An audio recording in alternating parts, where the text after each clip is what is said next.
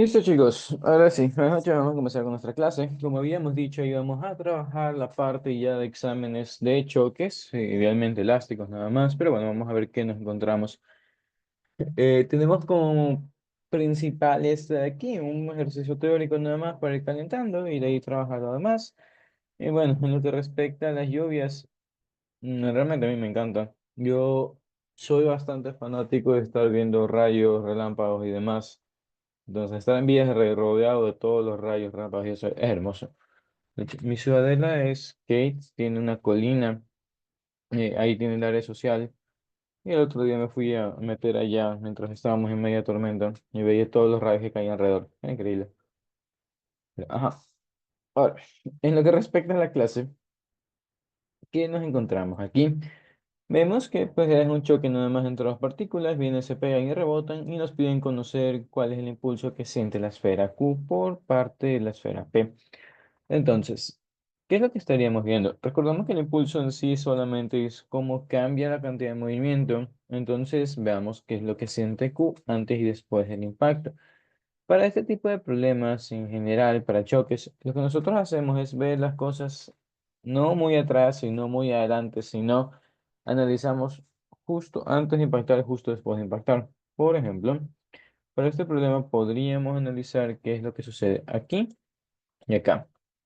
Entonces, conociendo ya nuestros puntos de análisis, pues simplemente dibujamos. Estaríamos viendo que antes del impacto, nuestra pelota o nuestra masa Q está obviamente bajando y a la derecha, recordando que su velocidad se puede separar en dos componentes y por ende también su cantidad de movimiento. Diríamos que esta partícula tiene cantidad de movimiento en X y cantidad de movimiento en Y. Si las dibujamos, veríamos que pues siguen esas direcciones igual que nuestra velocidad. Mientras que después del impacto, nosotros vemos que en X esta cosa se sigue moviendo, no ha cambiado su movimiento, de forma que sigue teniendo una cantidad de movimiento en X a la derecha, pero en Y vemos que obviamente ahora está subiendo. Entonces, si analizamos el cambio, veríamos que nuestro cambio es netamente vertical. Y veríamos aquí lo mismo que ya tratamos teóricamente al inicio de este capítulo, donde dijimos que para yo expresar el cambio en mi cantidad de movimiento, tengo que ver hacia dónde se está moviendo al inicio y al después. Y veríamos, como el inicio se mueve hacia abajo, primero tiene que pasar por un frenado y después de eso se empieza a mover hacia arriba, que es lo que nos dicen acá. Entonces, para yo frenarlo, tuve que empujarlo hacia arriba y de acto seguido, para de cero mandarlo hacia arriba, tuve que empujarlo de nuevo hacia arriba, dándome un total de un empujón bastante fuerte hacia arriba, que en este caso pues coincide con lo que vemos para, ese sería nuestro impulso recibido por Q por la culpa de P. Y analizamos algo más. Vemos que Q no interactúa con nadie más, no hay más cosas aquí en el sistema. Entonces, cualquier cambio que sienta Q directamente va a ser por culpa de P. No tenemos a nadie más aquí influyendo en el sistema.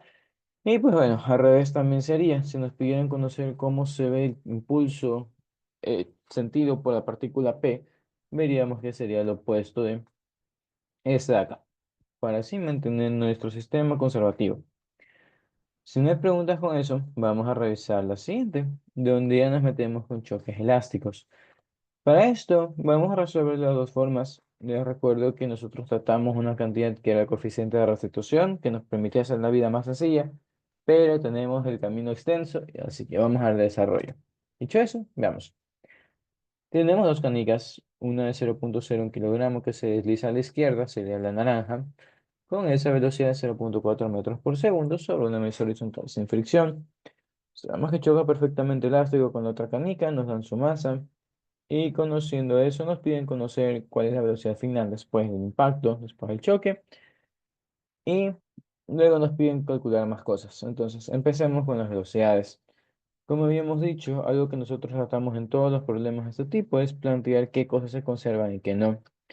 Teniendo en cuenta de que no tenemos fuerzas externas, entonces diríamos que, dado que fuerza neta es igual a cero, entonces delta P es igual a cero. Por lo tanto, cantidad de movimiento antes del impacto o antes del choque es igual a cantidad de movimiento después del impacto o después del choque. Ya depende de cómo queramos trabajarlo. Teniendo en cuenta de que esto siempre era para el sistema, Entonces, al momento de desarrollarlo, analizaríamos los dos cuerpos. Vamos a decir que este es A y este es B para poder escribir nuestras ecuaciones. Y tendríamos entonces cantidad de movimiento antes del impacto va a ser cantidad de movimiento inicial de A más cantidad de movimiento inicial de B. Y lo mismo tendríamos después del impacto. Cantidad de movimiento final de A más cantidad de movimiento final de B. Teniendo en cuenta de que estas cosas eran vectores, deberíamos tomar un sistema como positivo y a partir de eso ya escribir nuestras cantidades. Entonces vamos haciendo eso, pero para eso analizamos qué se mueve en mi sistema. Al inicio vemos que solamente, bueno, al inicio vemos que ambas se mueven, entonces se nos dificulta, entre comillas, plantear un sistema de referencia.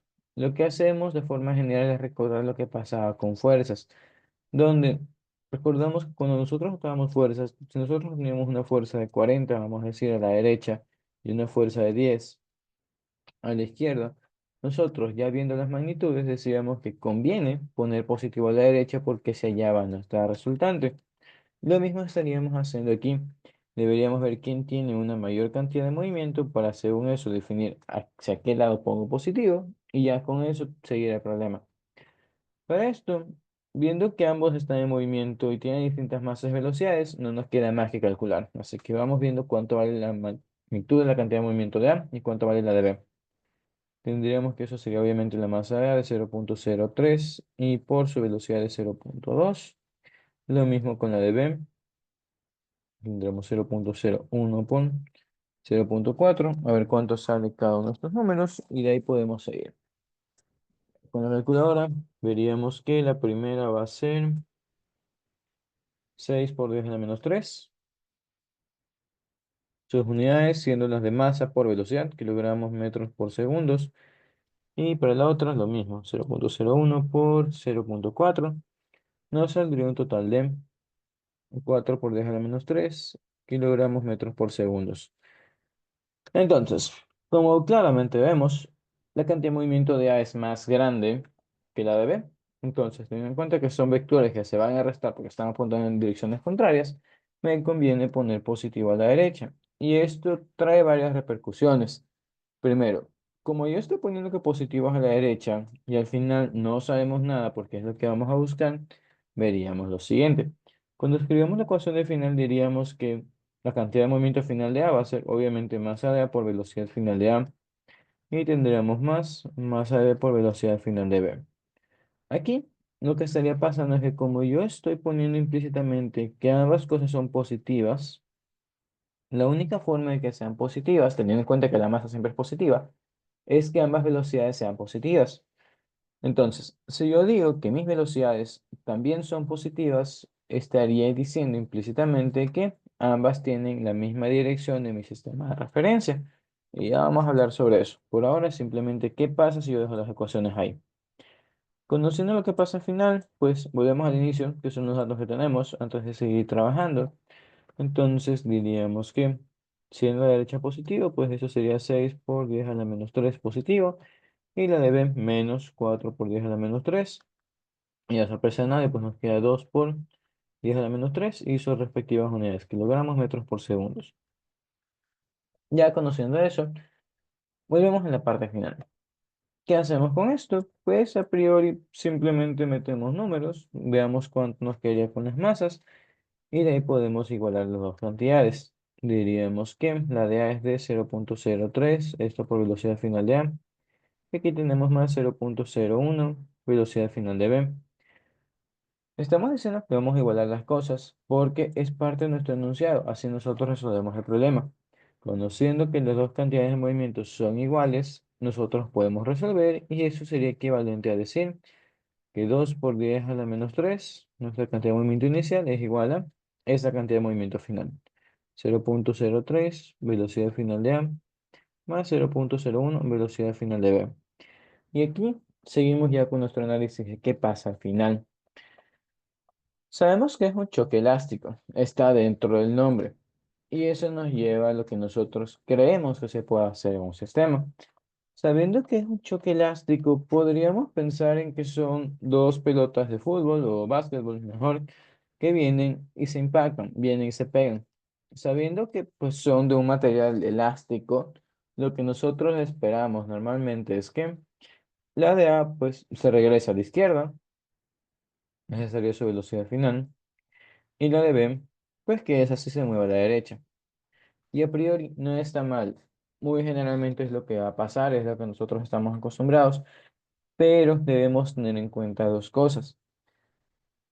Sabiendo que se va a mover en direcciones contrarias, al final mi análisis del signo de la velocidad se vuelve un poco complejo, en especial si nosotros ponemos mal una dirección, y eso nos lleva a la primera parte de eso. Nosotros decimos que las cosas generalmente sí rebotan, pero no necesariamente van a cambiar de dirección. Y para esto, creo que yo lo había trabajado con ustedes. Pensemos en un accidente entre un carro y una bicicleta.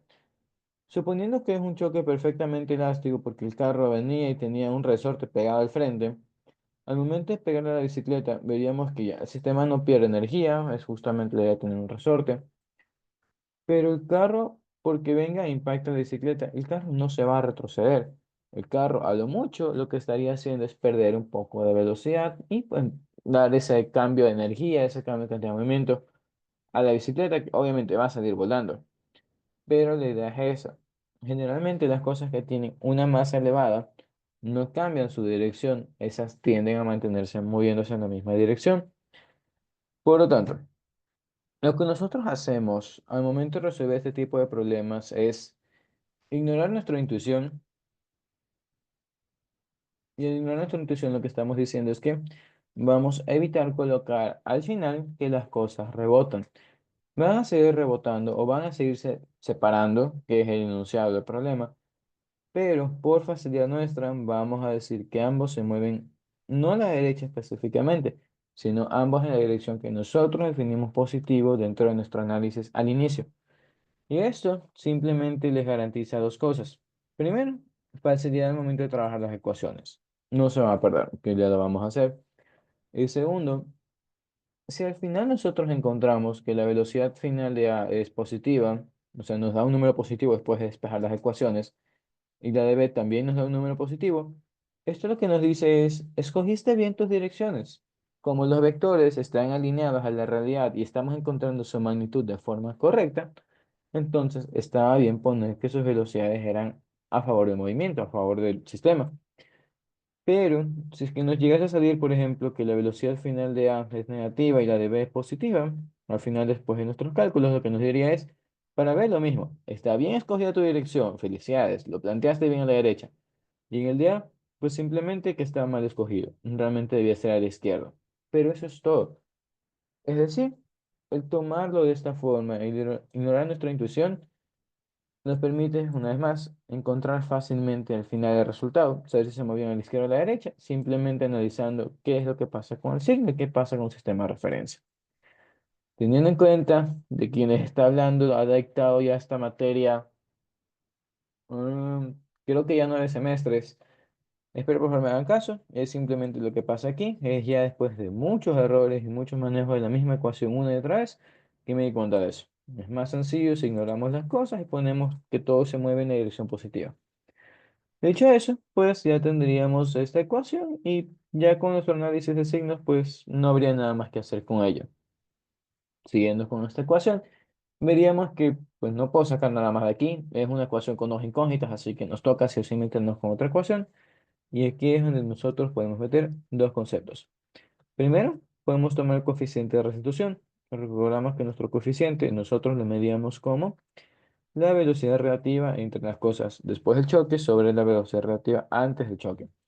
Lo cual aquí sería velocidad final de A menos velocidad inicial, velocidad final de B y todo sobre velocidad final, velocidad inicial de A, ahí sí, menos velocidad inicial de B.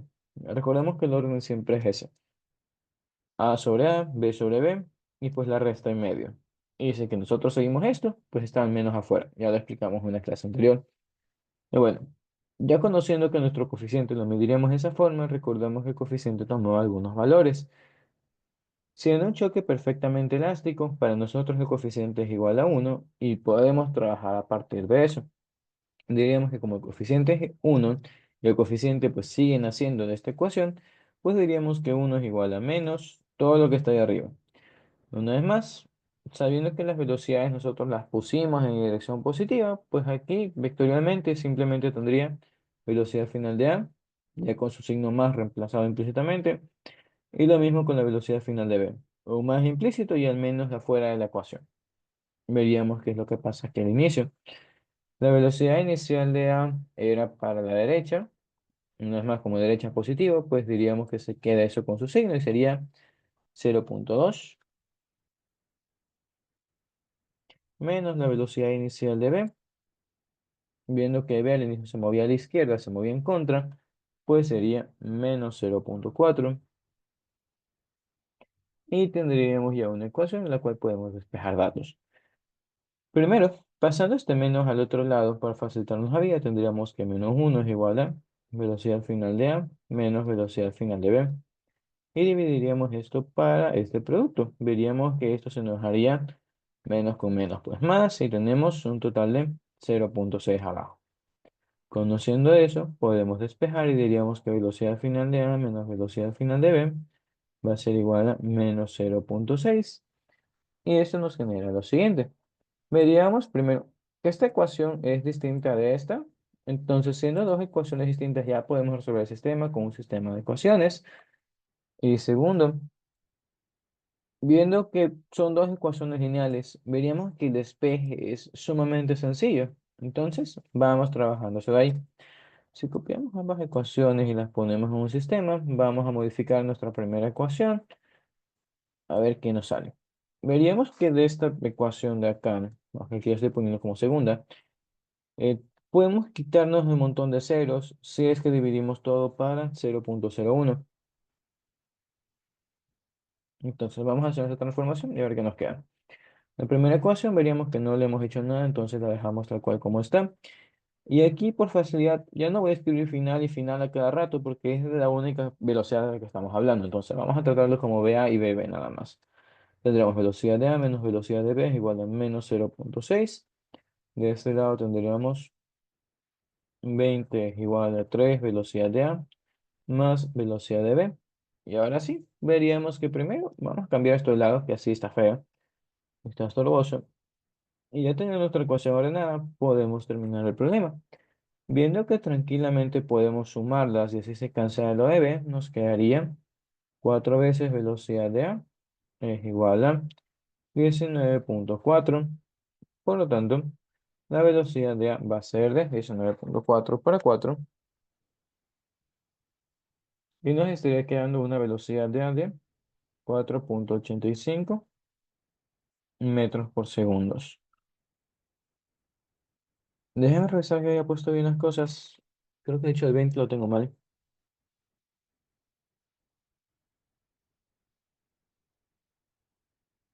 Sí, perdón, es 0,2. Madre mía. Ya, nos sobra esto como 0,2.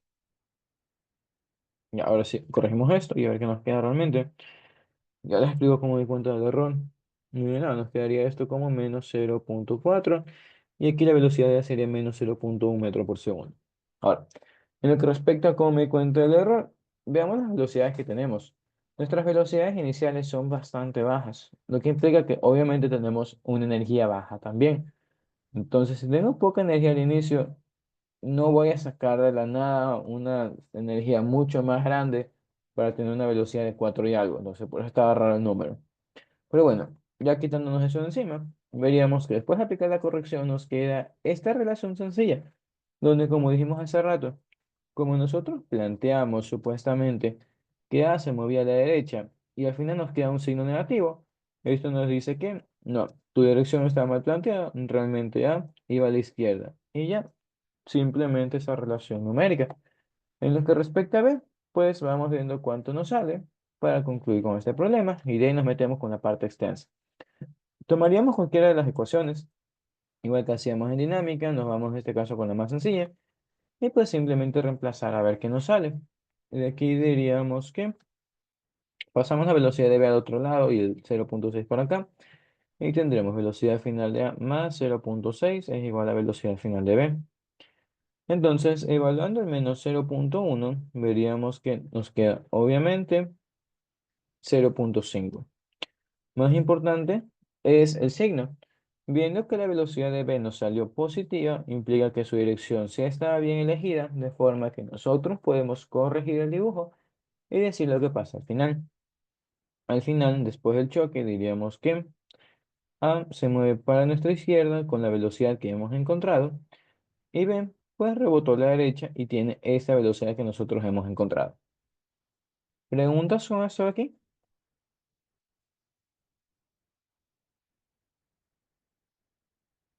Sí, está sencillo, pero es justamente porque estamos abusando del coeficiente de restitución.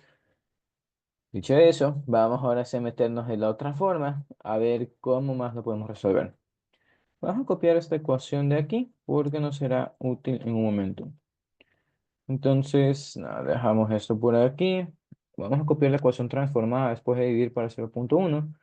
Esto queda 0,2 es igual a 3 velocidad final de A más velocidad final de B. Ahora sí, ¿qué es lo que nosotros conocemos? Nosotros conocemos que después del choque, una vez más, según nuestro enunciado y según lo que les dije, vamos a plantear que ambas se mueven a la derecha.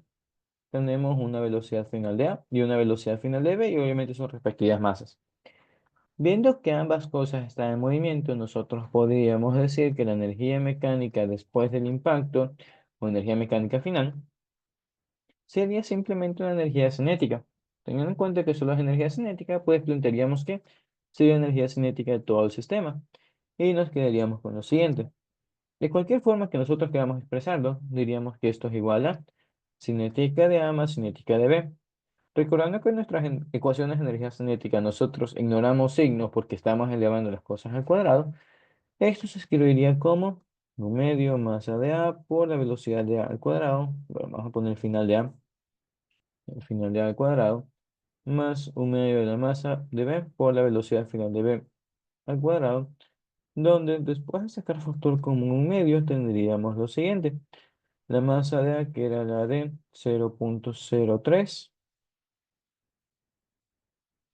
y la de B que era la de 0,01. Ya, y nos quedaríamos con esto. Esa sería nuestra energía cinética del sistema. Vamos a ponerlo de esa forma.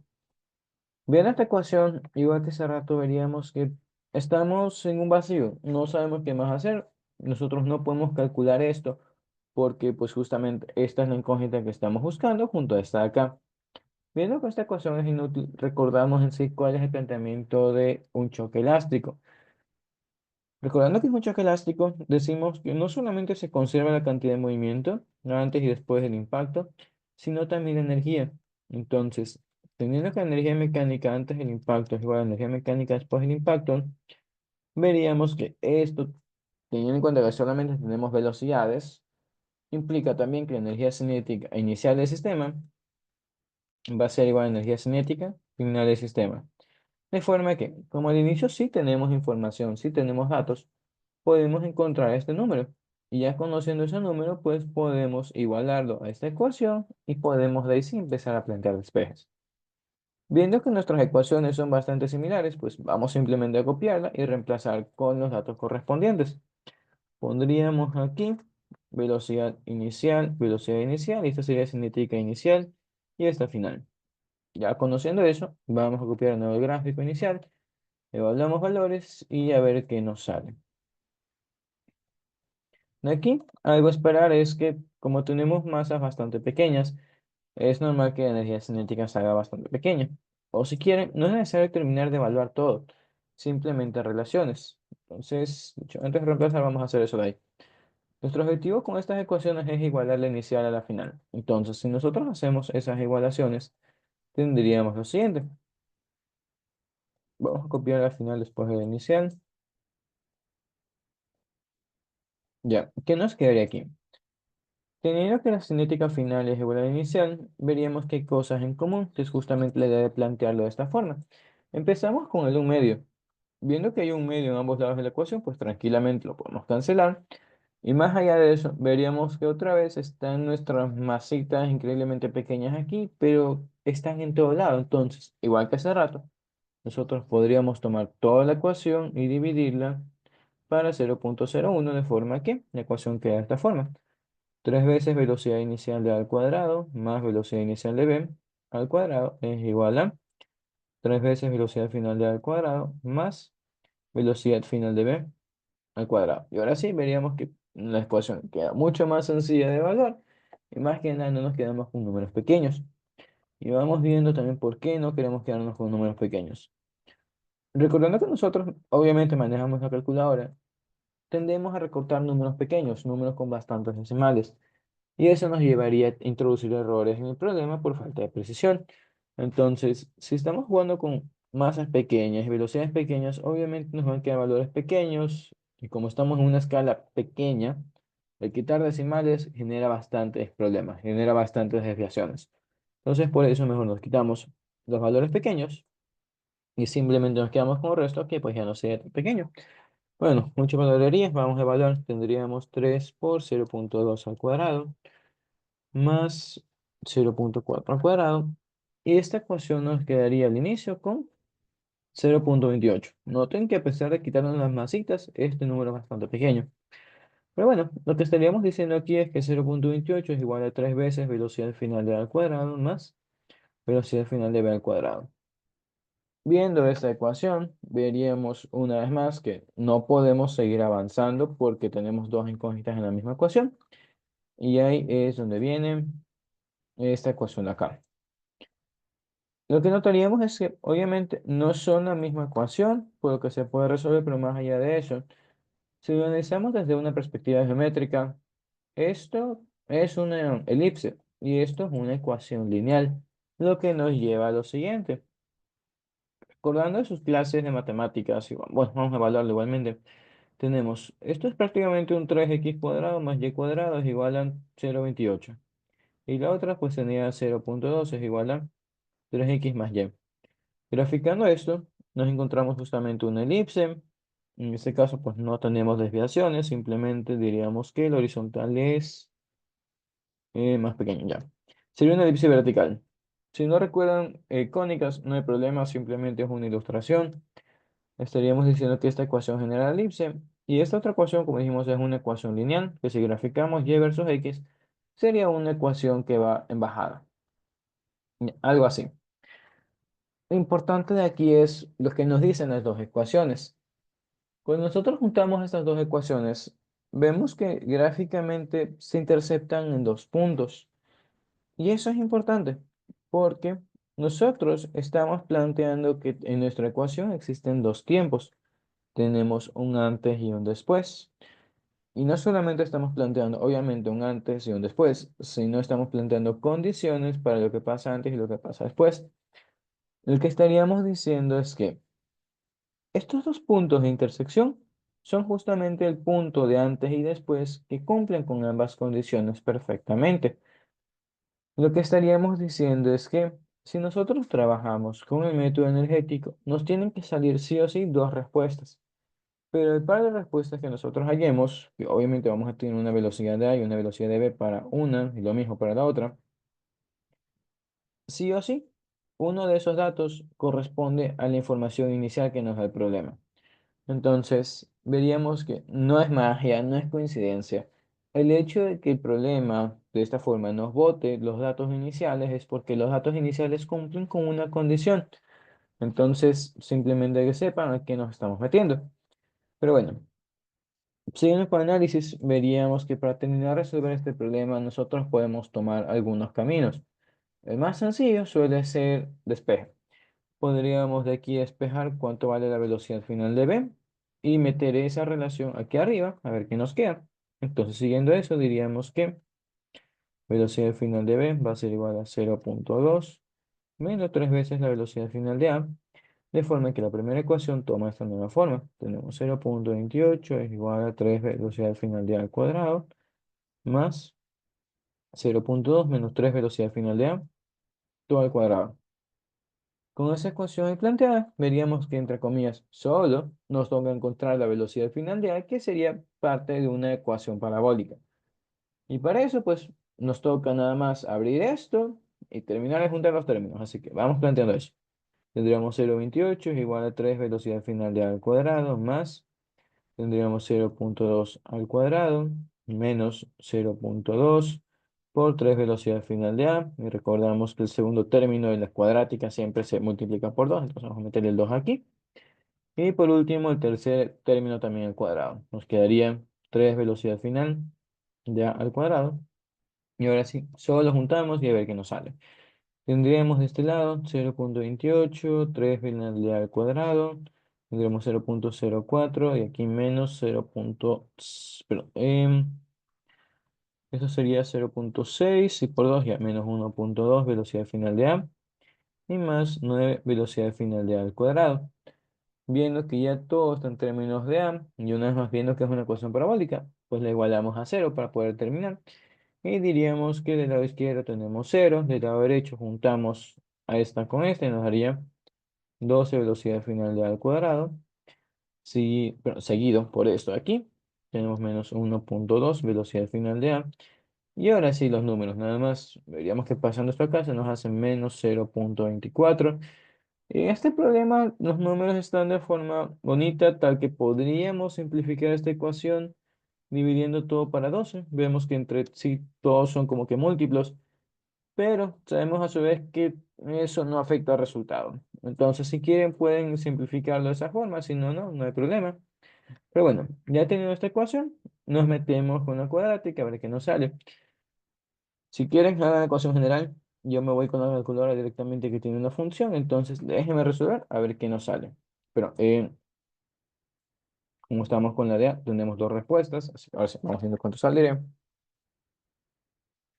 Tendríamos 12 menos 1,2 menos 0,24.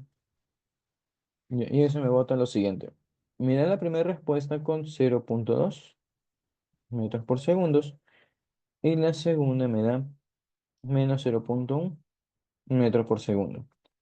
Conociendo esto, veríamos que antes de hacer análisis esa de inicial y final, nosotros tenemos una velocidad de B que depende de la de A. Entonces, para cada respuesta de A, podemos encontrar una velocidad para B. Entonces, tomando esta relación, vamos escribiendo justamente qué nos quedaría. Siguiendo la misma notación, como esta es la velocidad final de A1, diríamos que tenemos una velocidad final de B1 también, de mi primer escenario. Reemplazando ese 0,2 ahí, pues tendríamos 0,2 menos 3 por 0,2 y nos estaría quedando menos 0,4 metros por segundo. Y de la misma forma, tenemos la velocidad final de B2, nuestro segundo escenario, con esta velocidad de A. Y asimismo, evaluando esa velocidad de nuestra ecuación de arriba, nos quedaría un total de 0,5 metros por segundo. Ya conociendo esos valores, veamos qué es lo que pasaba al inicio. Pero ahí no era, que se lo tenía copiada. Ya.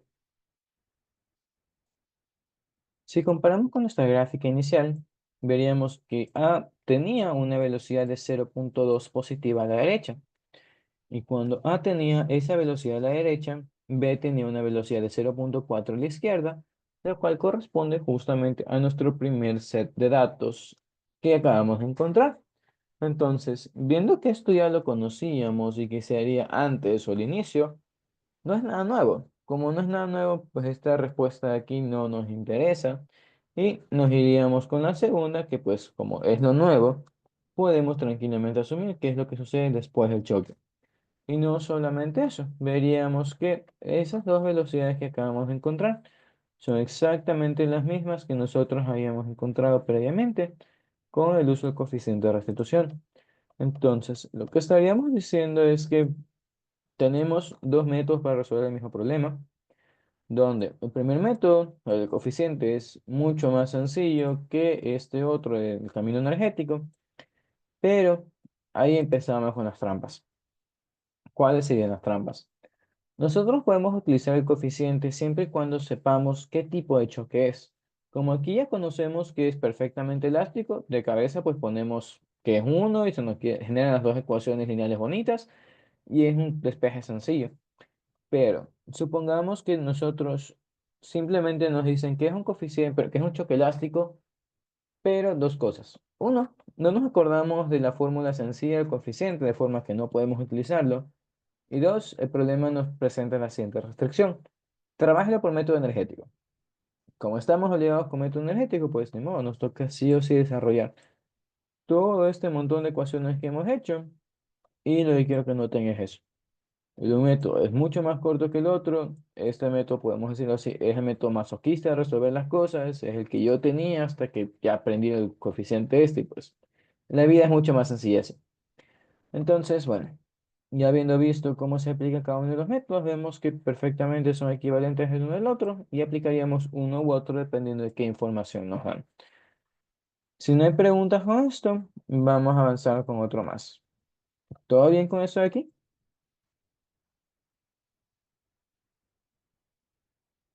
Sí, ok. Entonces, nada, vamos a meternos con el siguiente a ver qué es lo que podemos sacar.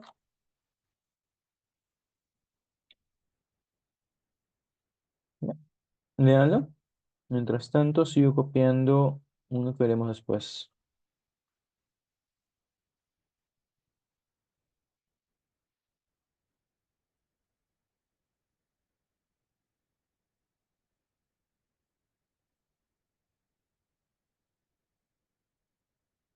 Ya, ¿qué nos están diciendo? Tenemos un explosivo, una masa cualquiera lanzada al aire con un vector velocidad inicial de ahí, donde después de 4 segundos el objeto está ahí en dos partes iguales, donde tenemos un cambio de energía y nos dan de más información, más que nada la gravedad. Conociendo eso, nos piden conocer pues qué pasa con la velocidad del centro de masa justo después de la explosión, bueno, y justo antes también. Entonces, ¿qué es lo que nosotros conocemos de este problema? Con ese vector de velocidad inicial, veríamos que al dibujarlo, esto es simplemente un movimiento parabólico. Tenemos que esta cosa va a subir, eventualmente va a bajar, pero el problema nos dice que en el trayecto explota.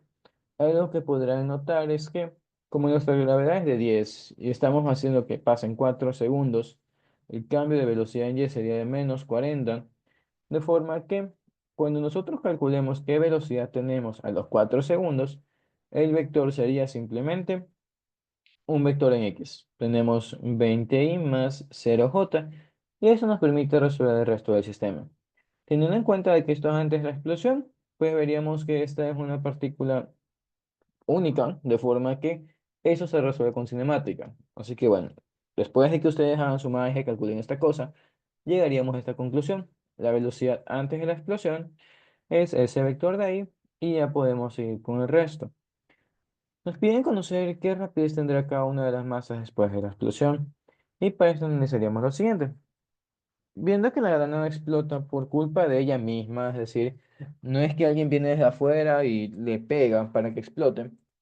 Entonces, dada la ausencia de fuerzas externas, podemos tranquilamente decir que se conserva la cantidad de movimiento.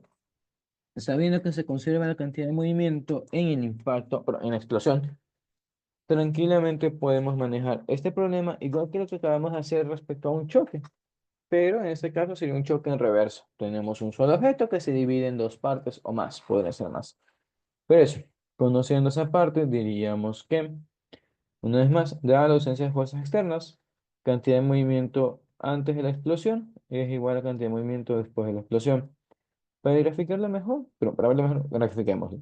Diríamos que antes de la explosión, como tenemos esta velocidad acá, nuestro objeto pues simplemente tiene una velocidad horizontal, de forma que asimismo nuestro sistema tiene solamente una cantidad de movimiento horizontal. Mientras que después del impacto nos dicen que tenemos dos partes iguales, entonces nuestra masa se divide en dos. Y aquí vienen notaciones vectoriales y cosas que nosotros podemos plantear. Vamos a cambiar de color, eso no quiero.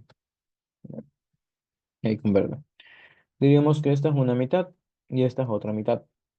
Y aquí analizamos el sistema. Sabiendo que explotan en dos partes, entonces estas dos partes no necesariamente están obligadas a moverse en una misma línea, pero al menos la parte vertical debe cancelarse y vamos a analizar por qué.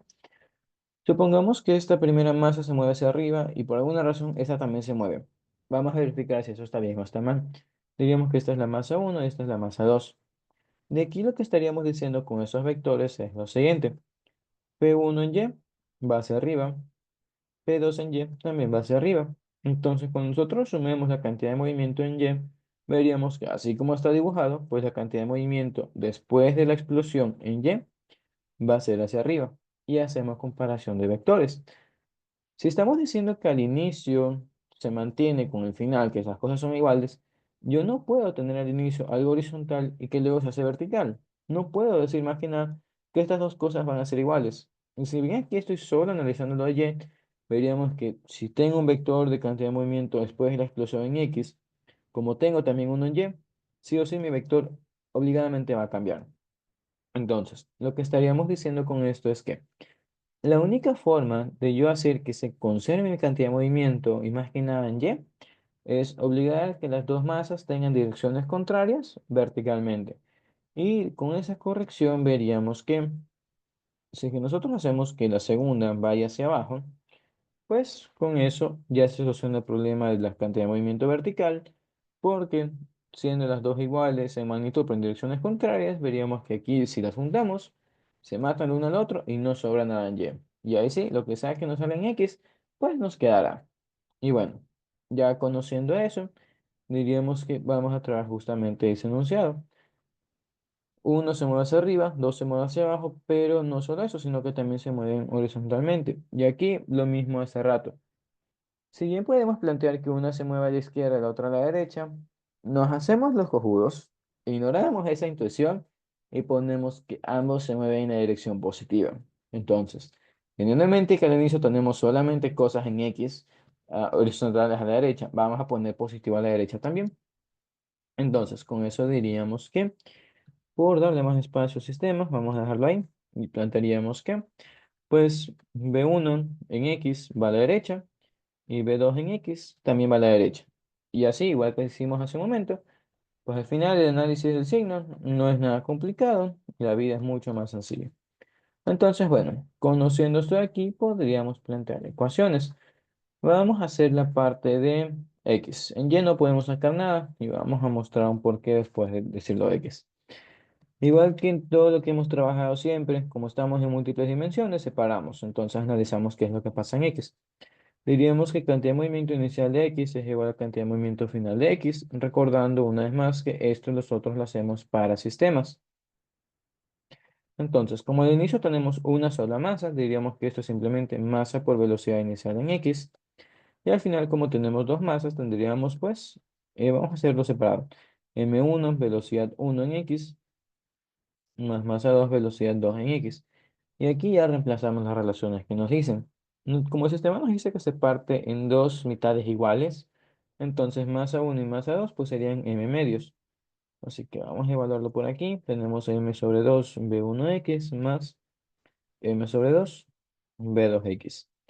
Viendo que las masas son iguales, pues tranquilamente podemos cancelar esto y si multiplicamos toda la ecuación por 2 veríamos que nos quedaría 2 veces velocidad inicial en x es igual a velocidad 1 en x más velocidad 2 en x. Y aquí, por último, evaluando esto, que era 20, nos quedaría 40 es igual a velocidad 1 en x más velocidad 2 en x. ¿Hasta aquí todo bien?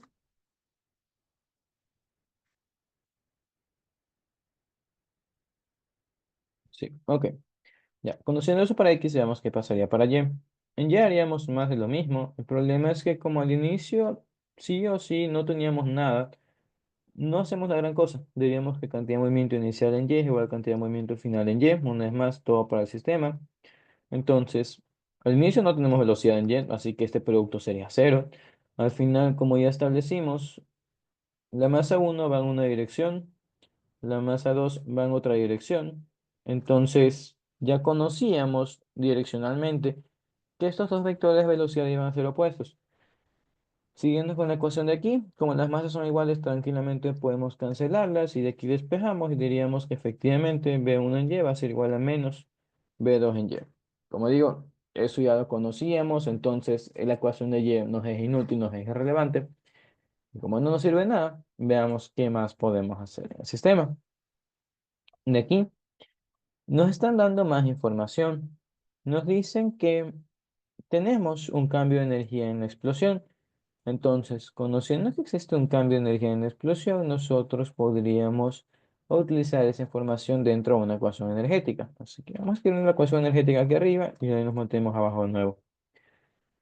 Primero, como vemos que es una explosión, una vez más, es inverso un choque, vemos que no es un choque elástico o no necesariamente es un choque elástico. En este caso explícitamente nos están diciendo, mira, hay un ingreso de energía. Como hay un ingreso de energía, directamente no podemos decir que energía mecánica inicial es igual a energía mecánica final. Más allá de saber que las energías son distintas, nos interesa obviamente saber cómo trabajarlo. Y para esto, ustedes pueden aplicar la ecuación de flujo como hicimos en el capítulo de energía. Viendo que este cambio energético es un cambio positivo directamente por el signo que tiene, veríamos que primero no nos hablan de que se pierda energía dentro de la explosión, entonces podemos decir que el trabajo de salida es cero. Y segundo, a la mala, este cambio de energía sería un cambio neto, entonces ya cuenta con los cambios de salida, con los cambios de entrada. Entonces, tranquilamente podemos decir que esto es de 20, tenemos energía mecánica inicial y energía mecánica final de este lado. Ya conociendo esto de aquí, podemos volver a la parte de abajo y a ver qué cosas sacamos. Como lo estamos tratando, estamos hablando puramente de energía mecánica. Y aquí se genera un problema fácil de solucionar. Si es que alguno de ustedes está dibujando todo el sistema y recuerdan lo que hemos planteado, dijimos que este objeto está explotando en la parte de arriba, lo cual nos genera no solamente las velocidades que estamos diciendo que tiene nuestro sistema, con V1 en X a la derecha y V1 en Y para arriba, sino también la otra que hacia abajo y demás. Más allá de las velocidades, veríamos que en la posición en la que estábamos antes de la explosión existe una altura. Y obviamente después de la explosión, como estamos analizando ese pequeño breve instante, las dos partículas tienen la misma altura inicial, a la misma altura h. Entonces, técnicamente, dentro del sistema deberíamos considerar que tenemos energía potencial. Pero aquí analizamos lo siguiente. Viendo que estamos a la misma altura y tenemos la misma masa antes y después de la explosión, cuando yo escribo aquí energía gravitacional inicial y la pongo del otro lado, como son iguales se cancelan, entonces no hacen nada, no contribuyen al sistema. Y no solo eso, sino que podemos directamente ignorarlo porque la altura se mantiene constante o si no se sienten cómodos con eso, igual que hicimos en el capítulo de energía, podemos decir y igual a cero aquí de forma que mi potencial vale cero antes y después del choque explosión. Entonces, y arreglado eso, veríamos que solamente nos vamos a enfocar en las partes pero de las velocidades. Entonces, vamos a evaluar eso. Tendríamos por aquí 20 más un medio de la única masa que había al inicio por la velocidad que había antes de la explosión al cuadrado. Y para la parte final, a ver qué sacamos. Aquí diríamos que eso sería así mismo un medio de la primera masa por su velocidad 1 al cuadrado, más un medio de la segunda masa por su velocidad 2 también al cuadrado. De aquí veríamos que obligadamente nos toca evaluar datos y no solo eso, sino que estamos con fracciones. Y como siempre, quitamos las fracciones multiplicando toda la expresión por algo. En este caso, vamos a multiplicar toda la expresión por 4 para quitarnos las fracciones encima y tendríamos 80 es igual a 2m, viendo que la masa de la granada era de 400 gramos. Este 2m, perdón, tengo ahí, más 2m, pues sería un total de 0,8. Vamos a anotarlo por aquí, m 0,4. Ya. Siguiendo con el resto de la ecuación, veríamos que una vez más, por multiplicar por 4 ya se va esto de aquí, nos queda simplemente masa velocidad 1 al cuadrado. Y aquí lo mismo, masa por velocidad 2 al cuadrado. Ahora sí, evaluando numéricamente la masa, veríamos que eso se hace, los 80 se mantiene, tenemos 0,8 velocidad inicial al cuadrado, de este lado 0,4 V1 y 0,4 V2 al cuadrado. Aquí seguimos. Teniendo en cuenta una vez más que nosotros analizamos todo esto para antes y después del choque, la velocidad inicial de la que estamos hablando aquí no es la velocidad con la que se lanzó el sistema, sino la velocidad que tenemos aquí arriba. Y como hicimos hace rato, esa velocidad era de 20. Entonces, con eso terminamos de evaluar eso y a ver qué nos queda. Tendríamos 0,8 por 20 al cuadrado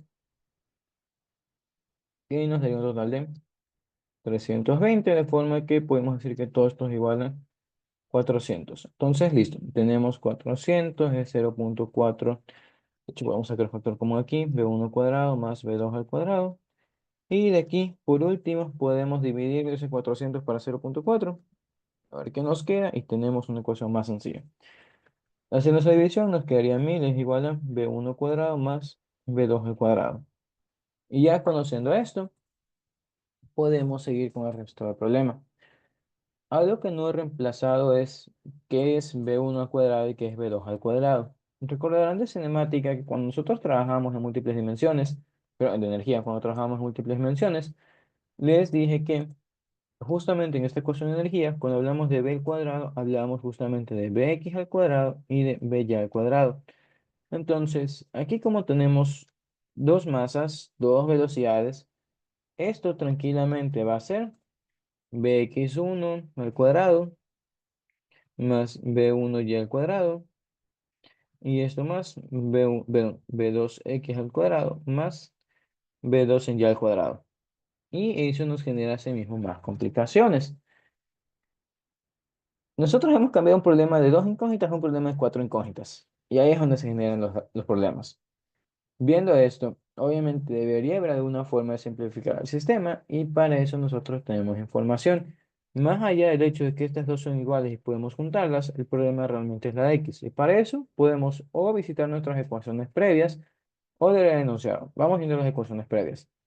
Veríamos que si bien las cosas son parecidas, esto claramente no es b1x al cuadrado, b2x al cuadrado.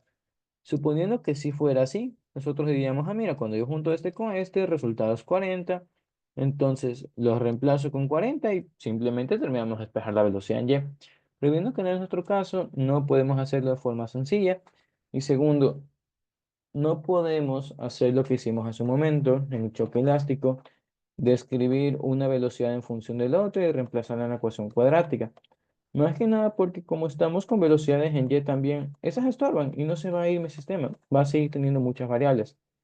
Entonces, viendo que estamos arrinconados, ahora sí leemos el enunciado a ver qué nos plantea. Tenemos las partes iniciales, bla, bla, bla, usando gravedad de 10 metros por segundo y revisamos. Suponiendo que la expresión es unidimensional y que ambos se mueven en el mismo sentido, entonces, ¿qué es lo que podemos hacer? Analizamos eso. Sabemos que el que nos digan que es unidimensional implica que nos movemos en una sola línea. Nosotros no sabemos hacia dónde se mueve el sistema, simplemente sabemos que siendo unidimensional como nos proponen, nuestras dos mitades de partículas están obligadas a seguir esa misma línea. Entonces, lo que estaríamos diciendo de esto es lo siguiente. Como nos propone el problema, y como nosotros también dijimos, vamos a tomar que ambas se mueven en X a la derecha. Entonces diríamos B1X, B2X, y son cosas que ya conocíamos. Pero nosotros conocemos también que las velocidades verticales tienen que ser iguales. Eso ya lo establecimos hace rato. Y aquí se nos genera un problema. Seguimos sin conocer las relaciones entre estas dos masas. Y para eso vamos a dibujar triángulos. Y con eso podemos terminar el problema. Sabemos que una dirección es una inclinación. Son cosas que nosotros vimos de cinemática desde un inicio. Y en este caso vamos a tomar a la partícula 2. De hecho, vamos a dibujar este triángulo de nuevo. Ya. Yo vería que para obtener este triángulo de aquí, con la velocidad 2 hacia abajo, a la derecha, como está aquí planteado, nosotros necesitamos una combinación específica de qué pasa en X y qué pasa en Y. Vamos a trabajarlo con números. Supongamos que estamos en un triángulo de 30, 60, 90. Entonces, si mi velocidad 2 es igual a 2, obligadamente, si este es el ángulo de 30 y este es el de 60, nosotros sabemos que por Pitágoras y demás, este lado obligadamente va a ser raíz de 3 y este lado obligadamente va a ser igual a 1. Y eso nos lleva a lo siguiente. Si es que la partícula 1 describe la misma inclinación y tiene el mismo lado vertical de 1, entonces, como estamos hablando del mismo ángulo de 30, obligadamente este número de aquí tiene que ser también raíz de 3. Y no solo eso, sino que la diagonal obligadamente también tiene que ser igual a 2. Estaríamos hablando de triángulos semejantes. Entonces, una vez más, esto lo hacemos porque el problema nos dice que siguen una sola dimensión, una sola recta. Ya conociendo eso, entonces lo que estaríamos viendo numéricamente no es solo que las velocidades en y van a ser iguales, sino las velocidades en x también. Y así nosotros ya podemos terminar de mejor forma el problema. Conociendo esa parte de ahí arriba, visitamos esto y en lugar de abrir nuestras ecuaciones como lo hicimos aquí, podríamos tomar esta parte de arriba. Como estamos diciendo, las velocidades son iguales, de forma que tranquilamente podemos aquí sumar ambas y despejar. Diríamos entonces que esto es igual a 2 veces velocidad uno al cuadrado. Entonces velocidad uno va a ser la raíz de 500. Vamos viendo cuánto nos sale eso de ahí. Nos daría un total de 22,36 metros por segundo. Y ahora, ya conociendo que esta velocidad pues nos da esto de aquí, podríamos terminar el resto del sistema. Para esto, déjenme ver qué más hacemos. Nosotros no conocemos una inclinación. El ejemplo de 30 grados era tal cual eso, un ejemplo nada más. Entonces, ¿qué podríamos hacer? El problema en este momento es que, si bien podemos decir que la magnitud de esto al cuadrado va a ser 500, y obviamente sería b1 en x cuadrado más b2, pero b1 en y, no puedo despejar estas. Entonces, ¿qué más podemos hacer? Déjame revisar. Ya, me estoy complicando por gusto. Esto sí lo utilizaremos, pero más luego. Habíamos dicho otra vez por el hecho de que estamos en una dimensión y por la semejanza de triángulos que describimos hace un momento, que las velocidades en x eran iguales. Entonces, como las pusimos a la derecha y las más son iguales, diríamos que esto se reduce a tener dos velocidades 1 en x, de forma que velocidad 1 en x va a ser simplemente 20 metros por segundo. Y ahora, como ya conocemos la velocidad en x y tenemos todo nuestro vector de velocidad, podríamos calcular algunas cosas. Esto ya sería simplemente un juego de vectores. Diríamos que b1 al cuadrado, que reitero va a ser 500 por lo que acabamos de encontrar, es igual a b1 en x al cuadrado más b1 en y al cuadrado, donde, como acabamos de encontrar también, como esto es 20 al cuadrado nos daría 400 más b1 en y al cuadrado, y aquí podemos despejar. Diríamos entonces que b1 en y al cuadrado es igual a, pues 500 menos 400 tenemos 100, y entonces b1 en y va a ser 10 metros por segundo, o al menos su magnitud. Ya la dirección, pues depende de qué cuerpo estamos analizando.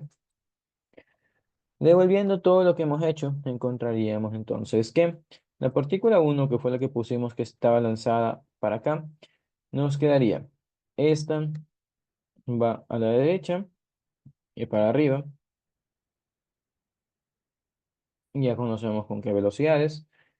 Y de ahí, conociendo eso, podríamos plantear la segunda partícula y a ver hacia dónde va. Misma idea, tenemos b2 en x, b2 en y. Y esto nos llevaría al final a corregir nuestro gráfico. Inicialmente en el gráfico que nosotros pusimos y con esto de la dirección y demás, los puse como que iban en direcciones contrarias en X. Pero aquí una vez más, como dije hace rato, ignoramos nuestra intuición. Yo sé que debería haberle puesto a la velocidad de 1 en X a la izquierda, pero como estamos viendo, primero el problema me dice que los tomen en el mismo sentido. Entonces, obligadamente a la derecha. Y no solo eso, con lo que nosotros hicimos, veríamos que todos los datos se ajustan a que la velocidad en X tiene que ser positiva. Es decir, no encontramos una raíz rara al final ni nada de eso. Entonces sí estaba bien escoger la dirección inicial de esto. Y por último, si yo hubiera puesto que iba a la izquierda con la misma magnitud que la 2, tendríamos dos vectores de cantidad de movimiento en X. Entonces no hay problema. El problema es que siendo con la misma masa y siendo con la misma velocidad, esta iba a matar a esto y al final nos quedaba que en X nos sobraba cero, que no es el planteamiento del problema. El planteamiento nos dice que sí tenemos algo en X. Entonces, bueno, con eso lo que estamos justificando es el evitar poner las cosas que como que rebotan o en direcciones contrarias. Una vez más, eso lo hacemos. Sí, solo sí, sabemos que una dirección es igual a cero, como hicimos con Y. Y bueno, solo ahí. Ya el resto fue manipulación numérica y demás. Si no hay problemas con eso, entonces vamos a revisar otro problema más. Bastante me avisan. ¿Todo bien con esto?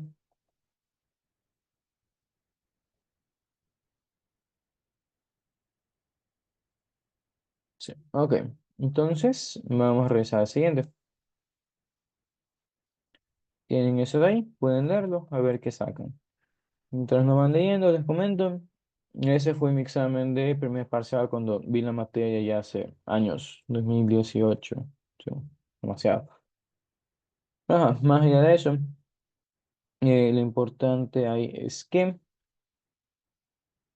aquí estamos mezclando algunas cosas, así como acabamos de hacer. Tenemos cantidad de movimiento y energía y tranquilamente los podemos lidiar con ellas. Lo importante es definir en qué partes las cosas se conservan y en qué otras partes no se conservan.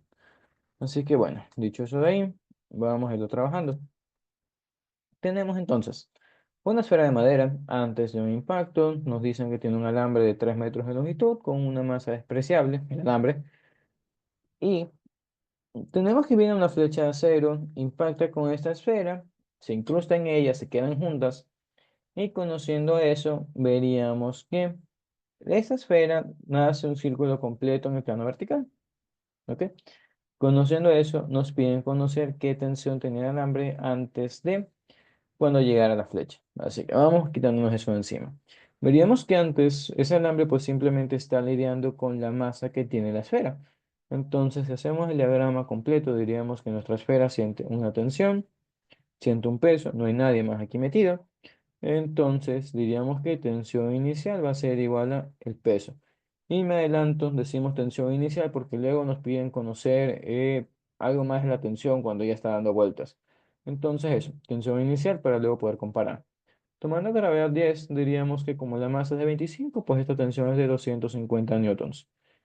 Y ya conociendo eso, podemos avanzar. Segundo literal, nos piden conocer la rapidez de la esfera en el punto más alto, suponiendo que en este punto la tensión del alambre es igual a la que tenía cuando estaba en reposo, justamente eso. Entonces, vamos dibujando qué pasa en la parte más alta y cómo podemos atacar el sistema. Diríamos que en una parte más alta, pues nuestra esfera está sometida a algunas cosas y dependemos del marco de referencia en el que trabajamos. Si nos ponemos con un marco de referencia no inercial, diríamos que nuestra partícula siente primero su peso, eso de cabeza. Sentimos también una tensión de alambre que vamos a nombrarla como tensión N o tensión final, la tensión nueva que acabamos de describir. Y por último, veríamos que como estamos en no inercial, existe una aceleración centrípeta hacia abajo porque hacia abajo está el círculo.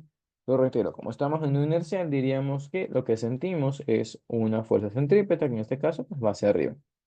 Teniendo eso ahí planteado, nos metemos con dinámica para ver qué es lo que pasaría con esa velocidad ahí arriba. Entonces, evaluamos. Viendo que la fuerza centrípeta es la única que va hacia arriba, entonces después de poner sumatoria de fuerzas en Y igual a cero y demás, nos quedaría que fuerza centrípeta es igual a peso más la tensión final, y aquí podemos evaluar. Viendo que esto es después del impacto, no solamente tenemos el peso provocado por la masa de la esfera, sino también la flecha esta que está aquí clavada.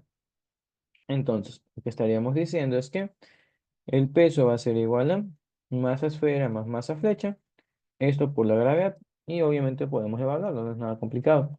Así que vamos escribiendo eso. Conociendo que la flecha tenía 5 kilogramos sumado a los 25, esto nos daría un peso de 300 newtons. Y la tensión sería en este caso, como nos dicen que es igual a la que estaba aquí arriba, 250. Entonces la fuerza centrípeta nos daría de 550 newtons. Pero vemos que ahí no nos detenemos por dos cosas. Primero, no es mi respuesta y segundo, justamente nos piden algo más, nos piden una velocidad. Entonces, igual que hemos hecho desde hace rato, la fuerza centrípeta sería simplemente masa por velocidad al cuadrado sobre radio y aquí metemos más datos. Una vez más, la masa sería la masa total porque es todo este conjunto el que está dando vueltas. Entonces, eso sería equivalente a tener 30 kilogramos por velocidad al cuadrado sobre radio, donde el radio sería justamente la longitud del alambre. Entonces, tenemos 3 por aquí. Y todo esto va a ser igual a 550. De forma que después de hacer nuestra simplificación del lado izquierdo y mandar el 10 al lado derecho, nos quedaría velocidad al cuadrado es igual a 55. De forma que la velocidad, vamos a ponerle en el punto alto, es de 7,42. ¿Ya? Entonces, conocemos nuestra velocidad en el punto más alto, que es justamente lo que nos pedían encontrar, y terminamos con el literal B. Si no hay preguntas con eso, podemos avanzar con el siguiente, donde nos piden conocer cuál es la rapidez en el punto más bajo después de incrustarse en la flecha. Aquí analizamos qué es lo que pasa en sí en nuestro movimiento circular. Veríamos que ya este es el punto A, como lo escribimos, y teníamos abajo nuestro punto, vamos a nombrarle B. La anotación de los nombres no está bien del todo, pero bueno, ni modo, lo dejamos así. Conocemos que después de que la flecha viene e impacta y se queda incrustada en la madera, esto tiene una velocidad, como dijimos, vamos a poner como velocidad B. Y el hecho de que tenga una velocidad es lo que provoca que, como está atada, empiece a dar vueltas. Entonces, aquí veríamos lo siguiente. El impacto ya pasó, ya se dio. Entonces, sabemos que durante el impacto es que se generan cambios de energía.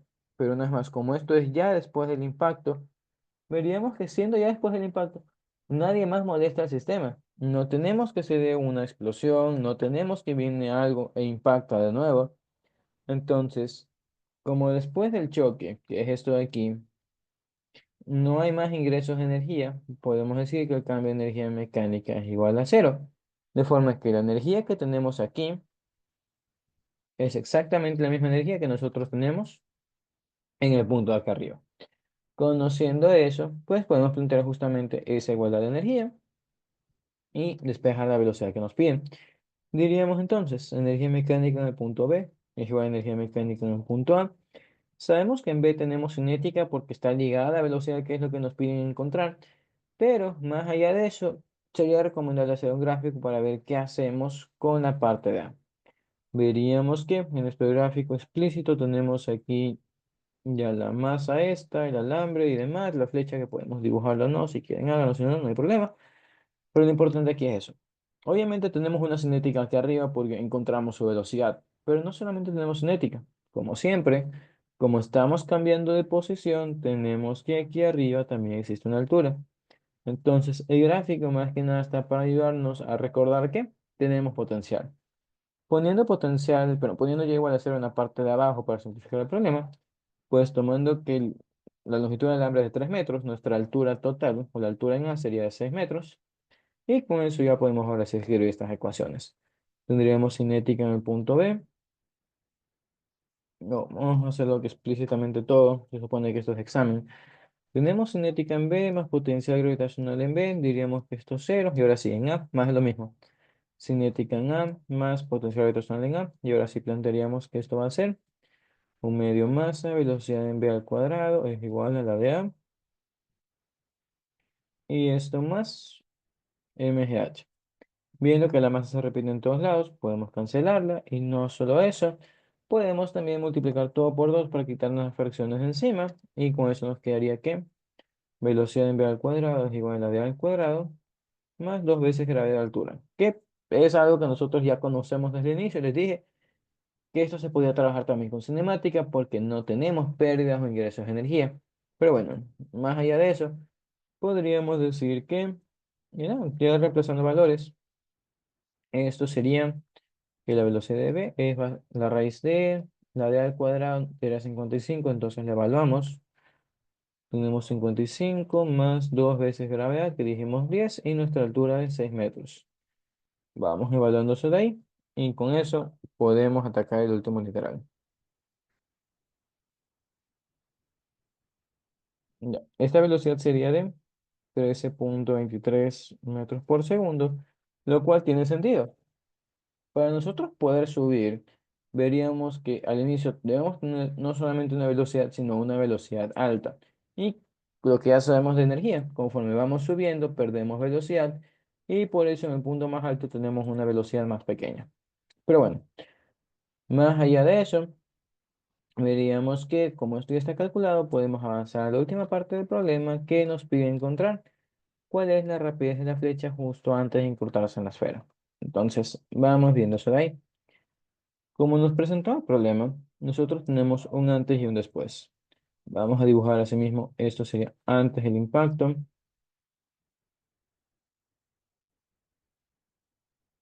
y tenemos un después del impacto. Antes del impacto, sabemos que la flecha está viniendo, tiene alguna velocidad, que es justamente lo que queremos encontrar, y nuestra esfera, pues sabemos que está quieta, está en reposo. Mientras que inmediatamente después del impacto, pues veríamos que ya tiene una velocidad nuestro sistema Y esa velocidad que nosotros tenemos en este momento es justamente la velocidad que acabamos de calcular, esa de aquí. Entonces, teniendo eso en cuenta, ya, perdón, ya empezaron las tormentas aquí, está hermoso, estoy escuchando los truenos y hacen que tiemble la casa. Eso es lo único que no me gusta. Pero bueno, quitando eso, veríamos que nosotros tenemos la velocidad después del impacto. Y justamente estamos hablando de impactos para que noten que esto es un choque, y no solamente es un choque inelástico.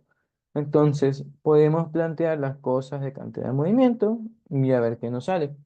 Diríamos entonces que cantidad de movimiento inicial del sistema sería en este caso solamente la parte de la flecha porque pues la masa colgante de esta esfera no se mueve. Entonces tenemos masa flecha por velocidad de la flecha y para el final del sistema veríamos que ambas cosas se mueven juntas.